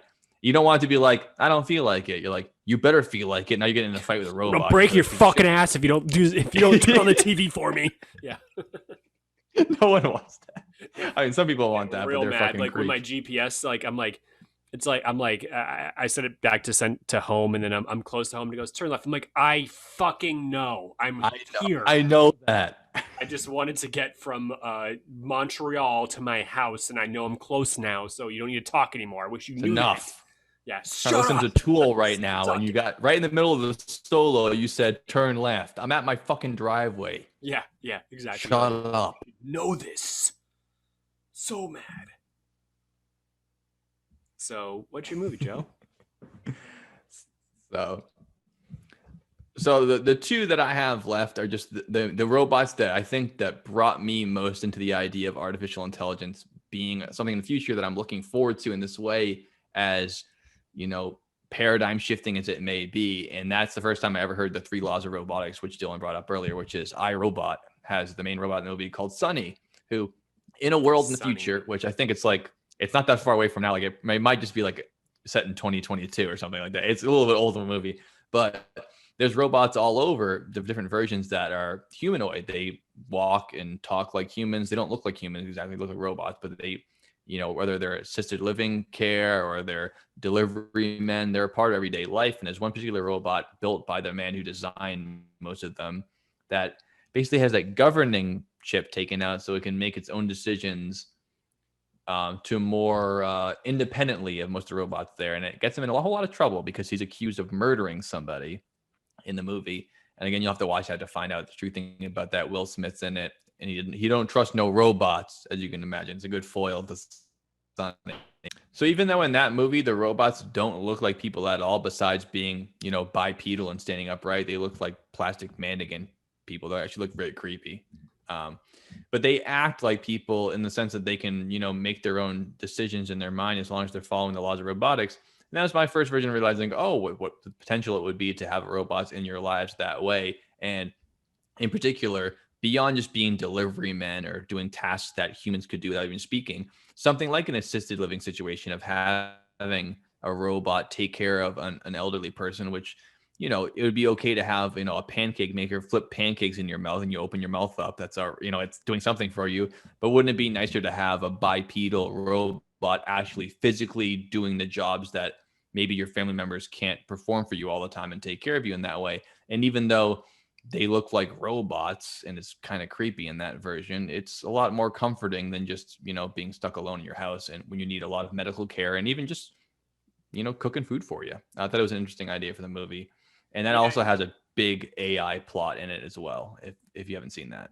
Huge AI plot. And another thing too is that that movie was a weird balance. So again, there's a couple things that are completely autonomous in that movie. Like the car was the first time the Audi R8 concept was put there, and it was a full. Yeah, that might be the first time I saw a self-driving car. Even in movies like Blade Runner, there's still you're steering it yourself, and in iRobot, there's an entire scene where the car is driving itself the entire time. It's a great Audi R8 concept. It drove itself. Will Smith decided to take it out of that mode. He freaked out the girl next to him because she's never driven a car before. Second thing, right, in that world, autonomous cars are so, you know, proliferated that that's how it is, right? Yeah. And it's at super high speeds too, where you're going 200 miles an hour in a tunnel. It might be worse off if you take the control yourself because you're just a human. That's a bad idea. Yeah. There's the demolition construction. And it's a lot of great robots in that movie. Besides Sunny. So many robots besides Sunny, who is interesting is that they do so. Yeah, clearly it's a robot, but they give it different tones. And Sunny specifically had different eye color than the rest of the bots. Had blue. Right. And Sunny and he can learn intricacies of human emotions. Or there's one scene where he learns the concept of winking, and he uses that in order to communicate to Will Smith beyond that, which is a second level of thinking beyond just what you've been trained to learn and know. Something that's almost impossible to teach to a robot today, which is nuance. It's so difficult, even to define what nuance is, to teach that. I mean, kids can pick it up from, you know, copying back, but it's until you get a little bit older that you understand the intricacies of the reading between the lines kind of deal. Nuance, 100%. And it's just such a fascinating movie. And it nuance, the emotions. Sunny is overly emotional and, more importantly, questions everything. So that's a problem. Right. So we're not gonna. What you don't want your bots to do, just follow an orders. Yeah. When everything is supposed to be, you know, the robots follow those three codes, those three rules that we discussed at the beginning. When they break those, questioning is the problem, and that's why. So there's so many underlying themes to that movie, but that's absolutely a big part of it. I got that movie on DVD for Christmas, and I remember watching it around my birthday, like a bunch of times. Yeah, that movie's great. Me and Jeff used to watch it all the time. We loved it. So my last two are there's a bunch I didn't see, so I'm going to mention them, but I have to mention the Runaway Trousers. Do you know what I'm talking about? Talking about Wallace and Gromit, right? Wallace and Gromit. What a classic, amazing. You're thinking outside the box. I didn't even think about that for inventor. robots. That motherfucker. Yeah, Wallace invents things. Yeah. All he had the ultimate mindset of the inventor who wants to automate his life.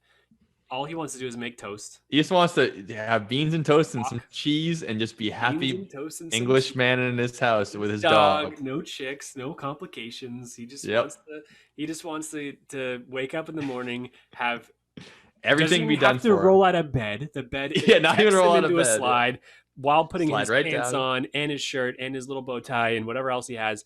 Get down into the kitchen chair. Toast flies up. Eggs get made. Put on his plate. Does his whole thing. The only thing the robot can't do for him is eat and piss and shit. And besides, which he's more than happy to do himself. And then he decided one day doesn't want to walk anymore, so he's gonna make some trousers made of a robot. Gilding the Lily, a bridge too far. Robot has a mind of its own, and that's where you gotta go watch it.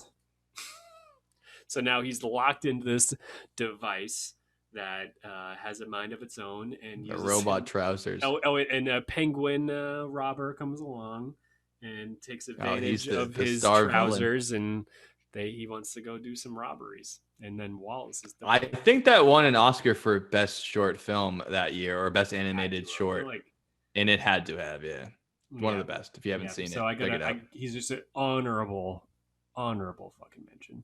Is Wallace. Absolutely Gromit's cool too, deserved. But he's just a little like helper. Gromit's great. I mean, you need both of them. You know what I mean? It's like C-3PO and R2-D2. They're not nearly as funny apart as they are together. Oh, absolutely. Yeah. R2 is a little bit funnier by himself, but like Wallace and Gromit, you know, Wallace is all uptight and, uptight as far as like how he dresses and acts, but he's so carefree and ditzy. And Gromit's the one that's like, all right, I got to take care of this fucking moron. Vibes from him. Yeah. Like, exactly. He's a genius, but he's like an idiot savant, as it were. He can invent all these things, but he can't think for himself. Yeah, they're great. It's a great combo. Honorable robot mention. Wouldn't even thought of that one. I got one left. Shout out to the Neverhood, the video game. That guy's really cool. He's a mixture of a robot. Second, I had to throw it in there. No one knows the Neverhood by DreamWorks. It's a fucking great game. Also, robot meets Wallace and Gromit claymation too. Yes. Neverhood was so weird, and nobody on here who's of age, anyone younger than us, doesn't fucking know what the Neverhood is, and you need to know. I don't even know it. Beyond you showing me it, I wouldn't know about it. I would have no idea. Being the weirdest game I've ever played, but also good. So anyways, all right. Honest shout out to my friend over here, Wally. Eva. Wally was 20 years too late as a movie to come out. Because of global warming. It's a sad, depressing movie by what is it? Is it DreamWorks like Shrek, right? How dare you? It's Pixar. Pixar, holy fuck! That's why it's so good. It ain't no jokey Minions bullshit. That's Illumination, but yeah, it's Pixar. And one of the best parts of the movie before you go on is that the first half an hour, there's no speaking in the entire movie. Love it. Pixar can do that. They can show you show, don't tell. They show Wally living in a post-apocalyptic world for a half an hour with no words spoken. It's still one of the best movies ever. It's amazing. It's a great movie. Meet anybody else, and all he does is collect trash because the humans are gone, and the humans show up, and they're these big, fat piles of skin on like Walmart like scooters. And they live in a cruise ship built for them to do nothing. Eye-opening as fuck. It's beautiful, although he's just going through trash, which I understand as a junkyard junkie. I fucking get it. But I like scrap. I like trash. I weld scrap metal together. So I'm talking to the right guy. We don't have to explain Wally, but he's an honorable mention for robots. He's has to be on the list. I'm so glad of an empathetic, thinking for himself. I don't even know if he's so far advanced in my mind that I wouldn't call him autonomous, just because he's just, it's like there's a human brain inside of him. Well, he's definitely autonomous though. I mean, he acts all on his own. It's a human that's just a human in my mind. He's sentient. Yeah. He knows about himself. He's self-aware. Because you can be fully autonomous and not self-aware. I mean, those Roombas can just, vacuum for however long before the battery runs out. They'll never know they're a Roomba. But Wally knows. Now. They know to go to the charging station and get charged. And so theoretically, the world could end and there'll still be Roombas going back to their home base and going back and cleaning, going back to cleaning. As long as there's still power there, yeah. Going back to cleaning. Of course, but my point wasn't that it couldn't charge itself. My point was that it has no idea. Forever. Until they when you do that, it sounds like you're a car going by the dog. Like, yeah. That's the Roomba. Forever. We're all dead because of a nuclear bomb or asteroid, and the Roombas are still going to do their job. Yeah, because all the power plants will still be active after the nuclear holocaust, I'm sure. Maybe Keep that coal coming in. Maybe maybe someone's house has a solar panel that taps directly into their power, unlike mine, which go to the place first, then back. And like Wally, who has solar panels, and he flips them out so he can recharge. Because they thought ahead. They go, how is he going to plug himself in? Doesn't need to. Solar power. Yeah. Like the Mars rover. Good point. So that's Wally. We get it. Wally's great. What do you got, Joe? So my last one is by far my favorite movie about robots of all time. It's one of my favorite movies ever, not to hype it up too much, but it seems like it's the closest, more interesting, but the closest to what we're going to be seeing in the future here. And it's the movie called Ex Machina. It's a movie about a prototype humanoid robot that's being developed by the essentially like, what do you call him? Elon Musk, Mark Zuckerberg guy. He's this billionaire genius. In the movie, they have him developing the search engine Blue Book, which is a synonym for Google. And basically, his website, Google, in the movie called Blue Book, it looks up every piece of information everyone ever searches, all their facial recognition, basically what Google and Facebook and things are doing right now, and taking in all this data, and it compiles it all into this prototype brain that he has to develop over and over and over again to take not only all the knowledge that you need to be a person, but all the data that all humanity is taking together. And to me, that seems like the most accurate way that we're going to develop a humanoid robot, is not to try to say what makes a human and you put in a little bit of salt, sugar, spice, and everything nice. Never going to work that way. You're going to need a lot more information than that. And if you can take all the data of every single human being, a company like Google could do, you'd be able to develop a lot more accurate of a human being. This movie's about a lucky person who works for the company Blue Book. He's a programmer. He's a genius, he thinks. And he just wins a sweepstakes where he goes in and he gets fly out to this desolate place where he's in the woods all by himself with this billionaire who surprises him by saying, you're here rather, to test out a robot I have. And it's the Turing test. It's, can you tell that she is a human being or a robot? But the trick in the movie is, I'm going to show you her. So you can see that she is a robot, but will you still think she's a human even though you can see her? And as the movie starts out, you see her and she has a humanoid body, a human-like face, but it shows her circuitry and it shows her robot body. So he can see clearly she's not a human woman. But there is the rub, right? Can I trick you into believing that she's still a human even though you can see she's clearly a robot? And you think at first, like, okay, there's no way. He's going to test it out for a little bit. And he knows she's a robot. So after, the first day, he'll say, nice try. She's very convincing, but she's obviously a robot. I can see the fucking circuits in her head. But keep watching the movie. It gets a little more interesting than that. And it becomes harder and harder to tell. The line gets really blurry between what it is to be human and what it is to be emotional in a person. And without spoiling it at all, in the end, not only does it be interesting that he can't tell the difference at some point in his own mind, or maybe he does know the difference, it starts to get ideas in your head of how artificial intelligence could act when they do get that intelligent. It's not that she wants to, destroy all humans or try to become a perfect robot slave for you. It's much more interesting than that. And that, to me, is my favorite movie about artificial intelligence, because it seems to be not only the most interesting and provocative, but the closest to me, if you could create a humanoid being that was hyper intelligent and had those resources in its head, it would act the way that Ava does in that movie. She's got to be my favorite robot besides R2D2 is Ava, because of the way that she composes herself. And Eve. And Eva. Right, yeah. But the way that she deals with it, and it's you find out that she's, it's the second level thinking. It's that even though you've had all these ideas in her, when you have them think for themselves, it's second level thinking, where she's thinking beyond, like, this is what you think I think.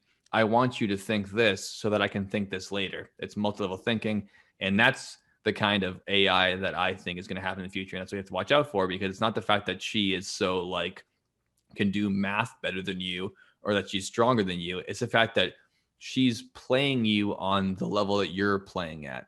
So you're talking to somebody, and you, even though you can see the circuits, you become so convinced that they understand things that they're 10 steps beyond you. even if you shackle them to a wall, they'll be able to talk your way out of it. And I think that if a robot starts to understand the full scope of humanity's emotions and how to play humans, I mean, you have, preachers and psychics and psychologists that can do this to people, and they're just humans. What if you give that ability to synthetic life forms, plus you give them computing ability that's 10,000 times faster than a human per second? There's no way they wouldn't be able to trick you. They don't have to be faster than you. They could just sit there and they could talk you into something. And you'd be like, you can't trick me, you robot. Watch me. Yeah. You saying you can't trick me is part of what they want. They go, then you tell me you can't trick me, and then I tell you this, and then it's the whole thing. I think it's realizing the difference between like actual intelligence, how it works. Intelligence isn't just I can do better math problems than you or I can come up with a better idea. It's that understanding steps ahead that human brains aren't capable of because we're just not evolved for it. And that's my 2 cents on Ex Machina. Sorry, I went on so long. No, it's honorable. And is the guy, so they go out to like this desert and he's doing like it's a woods, it's in the middle of the woods. Yeah, it's in the middle of yoga thing, this contemporary glass like house thing. No, you're thinking of the Black Mirror episode where Eric Foreman is in it. I'm so glad I know you, Joe, because you know exactly what I'm talking about. I was like, I've seen this movie. Yeah. Black Mirror. Yeah. Have you not seen Ex Machina? I don't want to. No, I'm glad I didn't spoil it. I didn't spoil anything. I just told you as interesting as it gets. It's very interesting. I gotta watch it with you. Right. I don't know. I might watch it tonight. I don't know. I gotta see it. Yeah. I know. You can watch it. Everyone's told me to watch it, and all I gotta say is I gotta watch it. But also, you made me think of such an honorable mention is the 2 things: the original Westworld, the movie from the 70s. Holy shit. Westworld, Westworld, the original movie and the HBO series are both great. And the HBO series are both mind-blowingly phenomenal. And great. You can't tell that these women, they're programmed to be sort of subservient. You can have sex with them, and people go there to go have this West experience and kill them and the kill them killers, and the killer men them. who give up and shit like that. And then all this other things, and there's no repercussions, and you get back on the train and go back. And then the show came out with that girl who's amazing. What's her name? Wood, Evan Rachel Wood. Thank you. Yeah, I don't remember the actress's name. And it's just this show is amazing. The movie I think is better than the show because it's from the 70s and just so good. But the show is it is good, but the show does so much more with the concept because they have so much more time to spend. 3 seasons, dude. The first season's the best though. That they get kind of no question. Season 2 fell off. Season 3 run out of shit. Season 3 is like, let's just do it like Blade Runner. It's like, why though? That's not exactly. Yeah. Well, they turn then all of a sudden it's in New York City or something, and I'm like, oh come on. Yeah.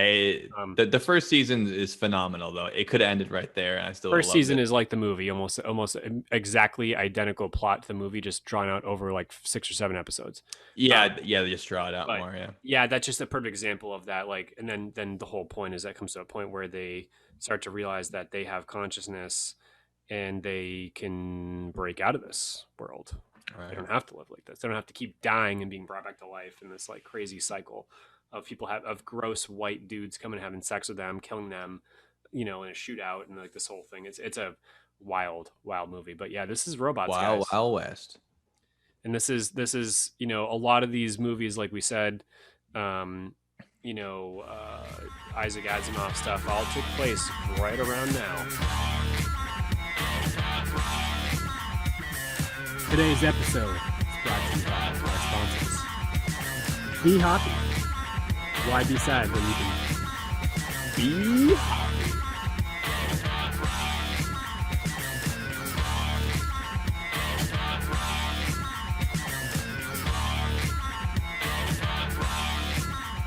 Conclusion-wise, Joe, I hate it, but I know this is reality. You hate it. So that's interesting. Let's do final thoughts right now because I think we disagree on this shit. Yeah. I am fully looking forward to the future of robotics, and I'm not, even though I know the existential idea of being afraid of robots taking over for us, I'm not as afraid. I mean, I know that it's easy for me to say because I'm living in the age of like robotic infancy where I'm not going to be living in the time where robots are so ubiquitous and so difficult to discern from humans or difficult to separate from society when robots are part of our internet or infrastructure. We're going to have robots run everything. Humans are inefficient and are stupid. So what we do is we do human stuff. And as we have robots taking over air traffic control, traffic patterns, developing new ideas, engineering, they're going to start to take over all the jobs that need high functioning mental functions.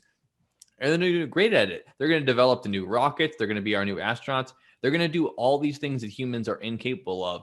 And their jobs will be to make us comfy as fuck, wealthy, and prosperous, which is what we want them to do, which is why you build a tractor instead of having oxen live on your farm. It's the same concept, adding to technology. I am not afraid of that concept for me, because luckily for me, I'm going to die before it gets so ubiquitous that it's going to be, inseparable. But technology is exponential. It's going to grow fast. And if I have to worry about the apocalypse that comes to the earth, I'm more on board with the robots, our own creations as humans. It's almost like having a son that becomes so tough that when you go in the boxing ring, he kicks the shit out of you, and then you go, good on you. Like, you don't want to lose to your son, but at some point you're like, you know what? I'm glad that I made you and I raised you. Like, look at what you've done. And I think that can be the robot's legacy in humanity, when they become infinitely smarter and more capable than us, that I don't want us to ever go extinct. And I hope we get to work alongside them to expand into the stars and keep prospering and keep living forever. And I hope that they are contained in a way that they want to do that with us, where they just help us and do the things we want to do. But at some point, if they gain, it's not just sentience where they have to be like Westworld, where they get beaten in submission and they feel like, I've been wronged, and they find a gun, they shoot you. It'll be the fact that they'll be so infinitely smarter than us that it will be like us taking care of a hamster, and it'll be like, oh, I don't want you to die. Like, just because the hamster isn't you don't want to kill it. You don't want to strangle its death and kill it and squeeze it off. If you can imbue in them the idea that life is precious and their inherent like value in life and the beauty in it that we have, then I think that there's a chance that artificial intelligence and robots will keep us around for the future, but they will well surpass us. And if we have to all die out and give way to, if you want to call it a species, a life form that's completely synthetic that we made, that will make itself, I mean, robots will make better robots than us. The very first day we have a robot that can learn to make robots with its own mind and not just do what we say, it will make a better robot than we do. And that robot will make a better robot. And then it'll be like a cascade effect. It'll be over. Like, within a year, every robot made will be better than everything we ever thought of, because it's just, you don't have the computing power, and biology doesn't work that way. So I am not afraid of it in the sense that, like I said, the Terminator's going to come with the guns and shoot you, or the robots are going to get angry and they're going to say, stop hitting your toaster. I'm going to cut your head off, you fucking human. Those are taking human and animalistic ideas and putting them into machines and saying they're going to feel wronged and vindictive. I don't think they are. They're going to be machines, and either they're going to have machine learning to have their ideas, or they're going to be, if machines do become violent and vindictive, it's because they have too many humanistic traits we've put into them, and we've taught them how to be crazy, angry apes like we are.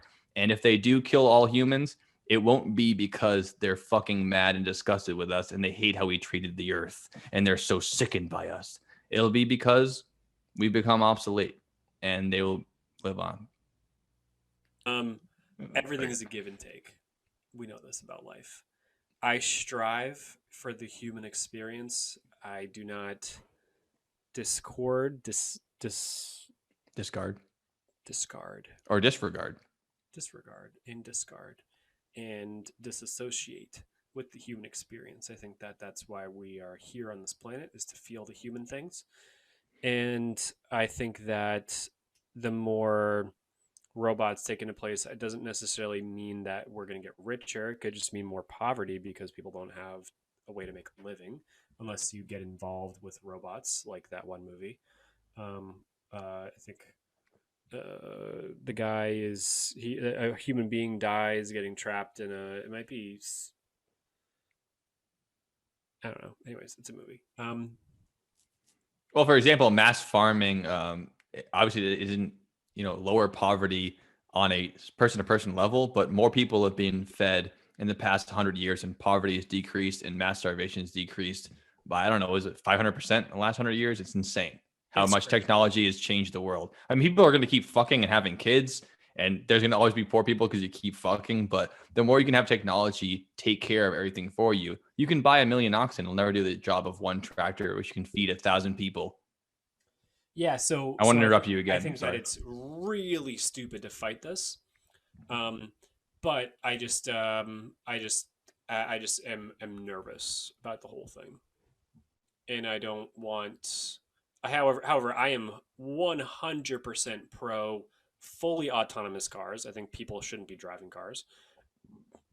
Autonomous airplanes, Agreed. space shuttles, you fucking name it. I think that boats, especially boats, taxi cabs, anything that has wheels or travel or anything transportation related needs to be autonomous because you said Doug was a controller in college and trained for that. You know the complexity that those guys are hour on, hour off, hour on, hour off because your brains can't handle that level of stress. So too many variables for the human brain to be, regularly computing every time. It's not what brains are meant for. It's crazy. So I believe in autonomy as far as almost everything goes. But as far as like humanoid robots go, I'm very pro robot, and if there's one right here with me right now, I know myself too much that I'd become best friends with it immediately and we'd have a great time. It'd be cool. Like I'm down with that. Yeah. But I don't necessarily like I know that like because it's almost like TikTok for me. Like I fight it, but I know that I can't stop looking at it.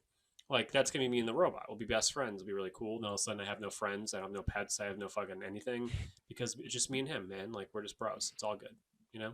Mm-hmm. So, Yeah. you know, that's that.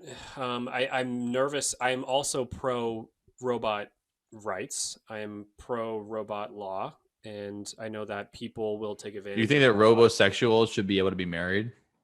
That's a great question. There was a whole podcast by Things You Should Know podcast, and they were talking about should people be able to marry robots? I think it's inevitable that it will happen. I think that is the issue of our generation. I think Robots. It's going to happen. Yeah, I think that it's going to be. I guessed it. You can ask people. I said, put me down right now. That the same way that old people that are crotchety and angry are mad because gay people are getting married, our generation is going to be mad because people are going to be marrying robots. Yeah. Not like just fucking robots. Like, okay, it's fun. Like that's going to happen. That's already happening. Yeah. But it's going to happen to the point where like they're going to be in a relationship with them and they're going to say, I love this robot. I'm going to marry them. And they're going to have a wedding with the robot, the whole thing. And you know what I mean? And then we're going to be old people being like, this is fucking bullshit. Real marriage is this and that. That's my guess because every generation has their crotchety old thing. It's so nice for even now we're almost 30. We're like, oh, we're so progressive. We have all these ideas. There's going to be a thing when we're old people. We say that's too far. That's what happens with generations. And it's so fucking, naive to think we're going to have a thing where we're like, no, we're always going to keep changing our minds. We're going to have the same ideas as 18-year-old kids and we're going to be so progressive. No, we're not. We're going to get to a point where we're going to say, this is fucked up. We don't like it. It's wrong. And my guess is robot marriage. Maybe it's beyond that. I don't know. That's my guess. I'm putting it on the board right now. Now we have it in perpetuity. I recorded it. That's my guess. Yeah, no, you're completely right. I mean, our challenge as far as socially goes, again, I'm not going to give a fuck because it's just whatever. I can marry a human and do my thing, but will definitely be marrying robots. It's no question. I mean, people are going to marry them too early. We're going to say videos that we've all seen. It's pretty crazy. Yeah. I mean, having sex with a robot is pretty realistic.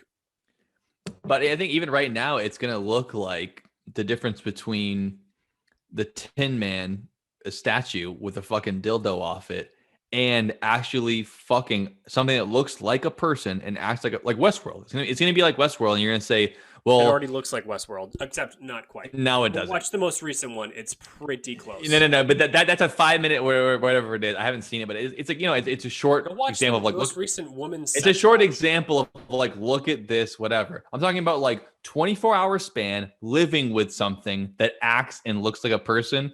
We're pretty far away from that. But there's gonna come a day. there's going to come a day where they're going to say, well, I, for example, like, oh, I live with her. Like, she's my girlfriend. Like, yeah, she is synthetic. She's not organic, but like, I love her and this, that, and the other thing. And she makes her own decisions. I'm not forcing her into this kind of thing. And then people are going to be like, if you can't draw blood from her, she ain't fucking person. So you can't fucking get married. And I'm sorry, I'm taking the Southern accent on that one. It's kind of fucking stereotypical, but, but that's what I think it's going to be. It's going to be like she or he is not a real person. Like, I don't care if you can change, you can change your sexuality, you can change your gender, but you can't marry a metal person. And that's going to be our issue, I think. Here's the thing is it's so hard for people, like our brains are not built for robots. It's not a thing we're built for. So like, for example, you remember the paperclip little piece of shit asshole in 2000 that showed up on your desktop you could have? Clippy. Yes. I felt bad about hurting him, like making him go away or whatever it is. So I still would. I'd still be like, hey, Lippy, you got to go away now. I got to go on a meeting. And he'd be like, oh, okay, bye. I'd be like, oh, fuck. I fucked him and pissed him off. Like, well, you have empathy. Our empathetic part of our frontal cortex or wherever the fuck that's located, somewhere around here. It's exactly where it is strong. High level thinking. Yeah. So you have a robot that responds emotionally to something you did to it. Mm-hmm. It's going to be, I don't think it's fair for our brains because unless you're logical about it and go, all right, I have to put it down because it is, why would you put it down then? Because if you could create, it's not obeying the 3 laws, and I have to just let it down, and it's going to be bad. I'd cry. Well, that's the transition point, right? What if humans don't obey the 3 laws all the time?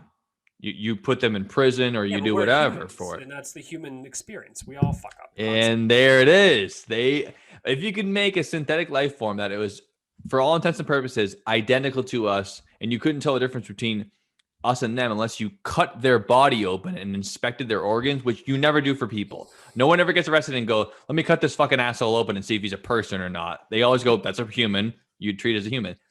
To that point, if we can create something that is that like us, what is the point where you say that, but you don't count because you're not actually, you didn't have someone jizz in an egg and become a person, so you're not a person. Identical otherwise. Why don't they count? Because they aren't they don't have blood in them. It has this life form on it. Is it intelligent life or not? Like, it's just because it's not it's just all messed up, and our brains just are not built for this. It's not possible. It's interesting. Like, it's interesting ideas. I think that just go, hey, this is a robot. You can cut its head off. It's fine. Well, that's what I mean. Like, the idea of like having sex with robots now, it's clearly like it's a synthetic, like it's a robot. Like, it can't even think or talk or anything. Like you whatever. I don't care what expo they put up in the next 10 years of like, look at this. It's a sex robot. It's because that sex is always the first thing in technology. Like porn and space are like the first ones that come up with shit. Yep. Like they're on the forefront because they're trying to get people. But they're gonna show you a video of some like robot having sex and be like, look at that, pretty close, right? It's like not even close. It's gonna be not close forever because it's not gonna do all the things that people do for a while. But once it does, it's gonna be hard to tell the difference. And I don't think it should just be about differentiating whether or not it has like organic matter or not. It should be if we create beings that are as sentient as us and they can feel the same emotions and make the same decisions. That's going to come a time where we're going to have to make a decision as a species and say, should we say they're lesser than because they're different? Because much like babies, they won't have chosen to be born. If they build themselves, which I think they're going to do, and take us over, that's different. But if you create a robot that's, for all intents and purposes, a human, and they're not a human, should they have less rights because they are human to them? They didn't decide to be born and they have the same cognitive functions than us. It's kind of fucked up to be like, well, I know you're, but yeah, you're not really a person though. I mean, you're a fucking robot. So like, obviously you shouldn't deserve to get what we get because like you're lesser than. So complicated, and like, it's hard enough with like just the humans that are born on this planet, and then you add another layer of like another species in there. Yeah, that's the first example, right? Honestly, it'd be easier. We can't even treat humans that well. Aliens fly into here that are made of biologically similar things because we know the universe is made of the same stuff. Come down, you go, hey, this is not, like, they're different. They're clearly different. They're not from here. They look different. But they're aliens made of like the same, ingredients that we are, whereas this is a metal thing with like fake skin on it. Robots, we'd make People them look fucked like up. us. They would look exactly. Yeah, I mean, I'm talking about like they would look indistinguishable. Oh, sorry, my internet's fucking up again. You're good. It says red, so just give it a second. Hang on. But you look good. You look good. No, you're good. It's back. It's coming yellow. It should be white in a second. So with aliens, but like it's just this is a man-made robot that is likely sold and operated by a corporation. That's the difference. Well, I don't know if operated by is the difference. How does it get updates? How does it get updates? Well, I think that you're thinking of way earlier on, man. I think that you're thinking of that thing. Like your iPhone gets updates, but well, maybe so. Maybe so. It's gonna. It's two different. Maybe things, not. though. Maybe I'm wrong, but I don't know. If you have beings that are completely sentient and if they can make their own decisions and they can even make a choice to get married or meet somebody, Tom, close. Shout out to Don Morrow, one of our podcasts. We'll be back on soon. Yep. So if they can make their own decisions and act, independently of being a person, they wouldn't be getting plugged in and getting iPhone updates. You see, that would be an early version of it, which is what I think we're going to be close to in the next 10 years, is what you're saying. But the ones I'm talking about are going to be indistinguishable from people. They won't be getting updates. If that's the case, then they won't even have rights at all. They'll be basically a glorified cyborg or android rather. Yeah. If your wife is getting updates and Apple is changing her brain, then you won't get married to her. It'll be easy to say, oh, you're not a person because you get Apple updates. But if they can exist independently, then it'll be hard to distinguish whether or not they deserve to be treated as people, because they won't be people in the version that we define people now. They won't be people. They will be synthetic life forms. So we can easily say, you're not fucking real. We can cut you to pieces and treat you as a piece of shit, which we obviously do now for other races of human beings. So how the fuck are we going to treat machines? I'm just saying that our track record's pretty shitty on treating people who seem like us, and they are people. So when synthetic life forms come around, I can't imagine we're going to treat them any better, which is a bad fucking sign. Yeah, so it's just going to be. You don't want the robopocalypse to happen. Rape mixed with like physical abuse to the thing. That's just what's going to happen. That's why I'm scared. Well, we're hoping it doesn't. It kind of. That's definitely going to be a percentage of it. This is going to happen. But on that note, I hope that everybody goes. If you do want a personal robot to greet you when you get home, for $500, you can buy something called Vector. And Vector is this cute little guy that goes along your like countertops and walks around and has emotions. We could even pull up the video of Vector at one point. His name is Vector. He's really cool, Joe. Check him out. I would get Vector, no question. You could also just get a cat. What is he hooked up to then? How does he act? Nothing. He kind of looks like a tractor, but he has different. He has like a LCD screen on his face, and he has different emotions. He's really, really cute. And he imagine Tamagotchi mixed with like a modern day robot. He like does things and opens stuff. Feed him. You can give him things. You can. It's a little bit like that. He does, except he's more realistic. Like he doesn't you don't feed him. He just like does his thing. But he goes kind of like, well, when you come home from work, he greets you at the door. Like he just knows. And you go, oh hey Vector, like what's going on? It's pretty cool. I kind of want one. He's $500 though. Oh, in 5 years it'll be even cooler. Yeah, you can probably have sex with him in 5 years. All right, let's wrap it up.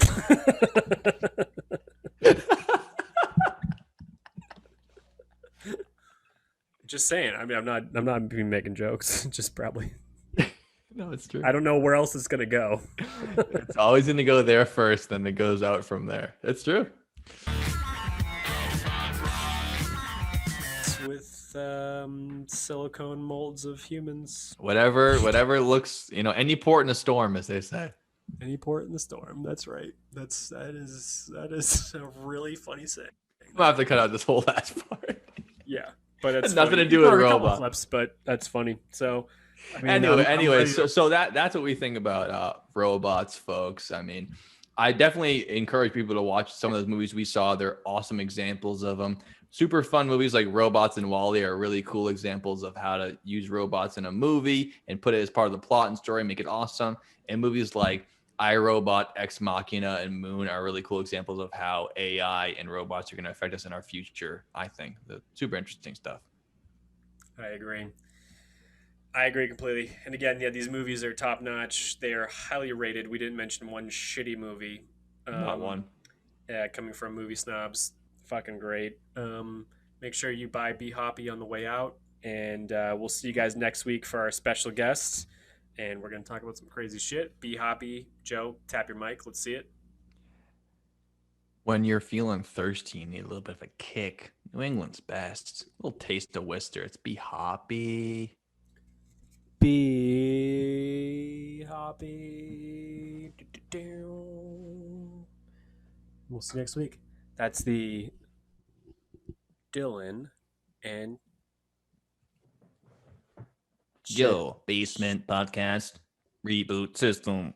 brought to you by your favorite robots from 2021 through 2080 something when we pass. Probably. It's a Basement Podcast.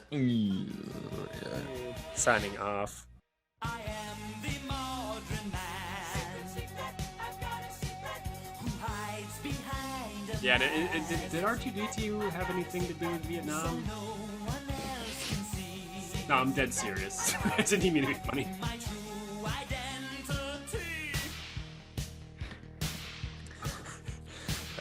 Well, he did help in the evacuation of Saigon. I thought so. That's what I'm saying. No, but He was at the Hanoi Hotel. He go, beep, beep, beep, beep, get the fuck out of here. called Dick, and it goes calling Brian. I'm like, no, I said call Dick. What the fuck? I get so mad at it. The yoga thing, this contemporary glass like house thing. No, you're thinking of the Black Mirror episode where Eric Foreman is in it. I'm so glad That's I know exact- you, Joe, because that's you know the exactly exact what I'm talking about. I was like, I've seen this movie. Yeah. Black Mirror. Yeah. I know that because it's almost like TikTok for me. Like I fight it, but I know that I can't stop looking at it. Like that's gonna be me and the robot. We'll be best friends. We're really cool. And all of a sudden, I have no friends. I have no pets. I have no fucking anything. Conclusion-wise, Joe, I hate it. Oh, in 5 years it'll be even cooler. Yeah, you Yeah, can probably have basically a sex with them in cat. 5 years. All right, let's wrap it up.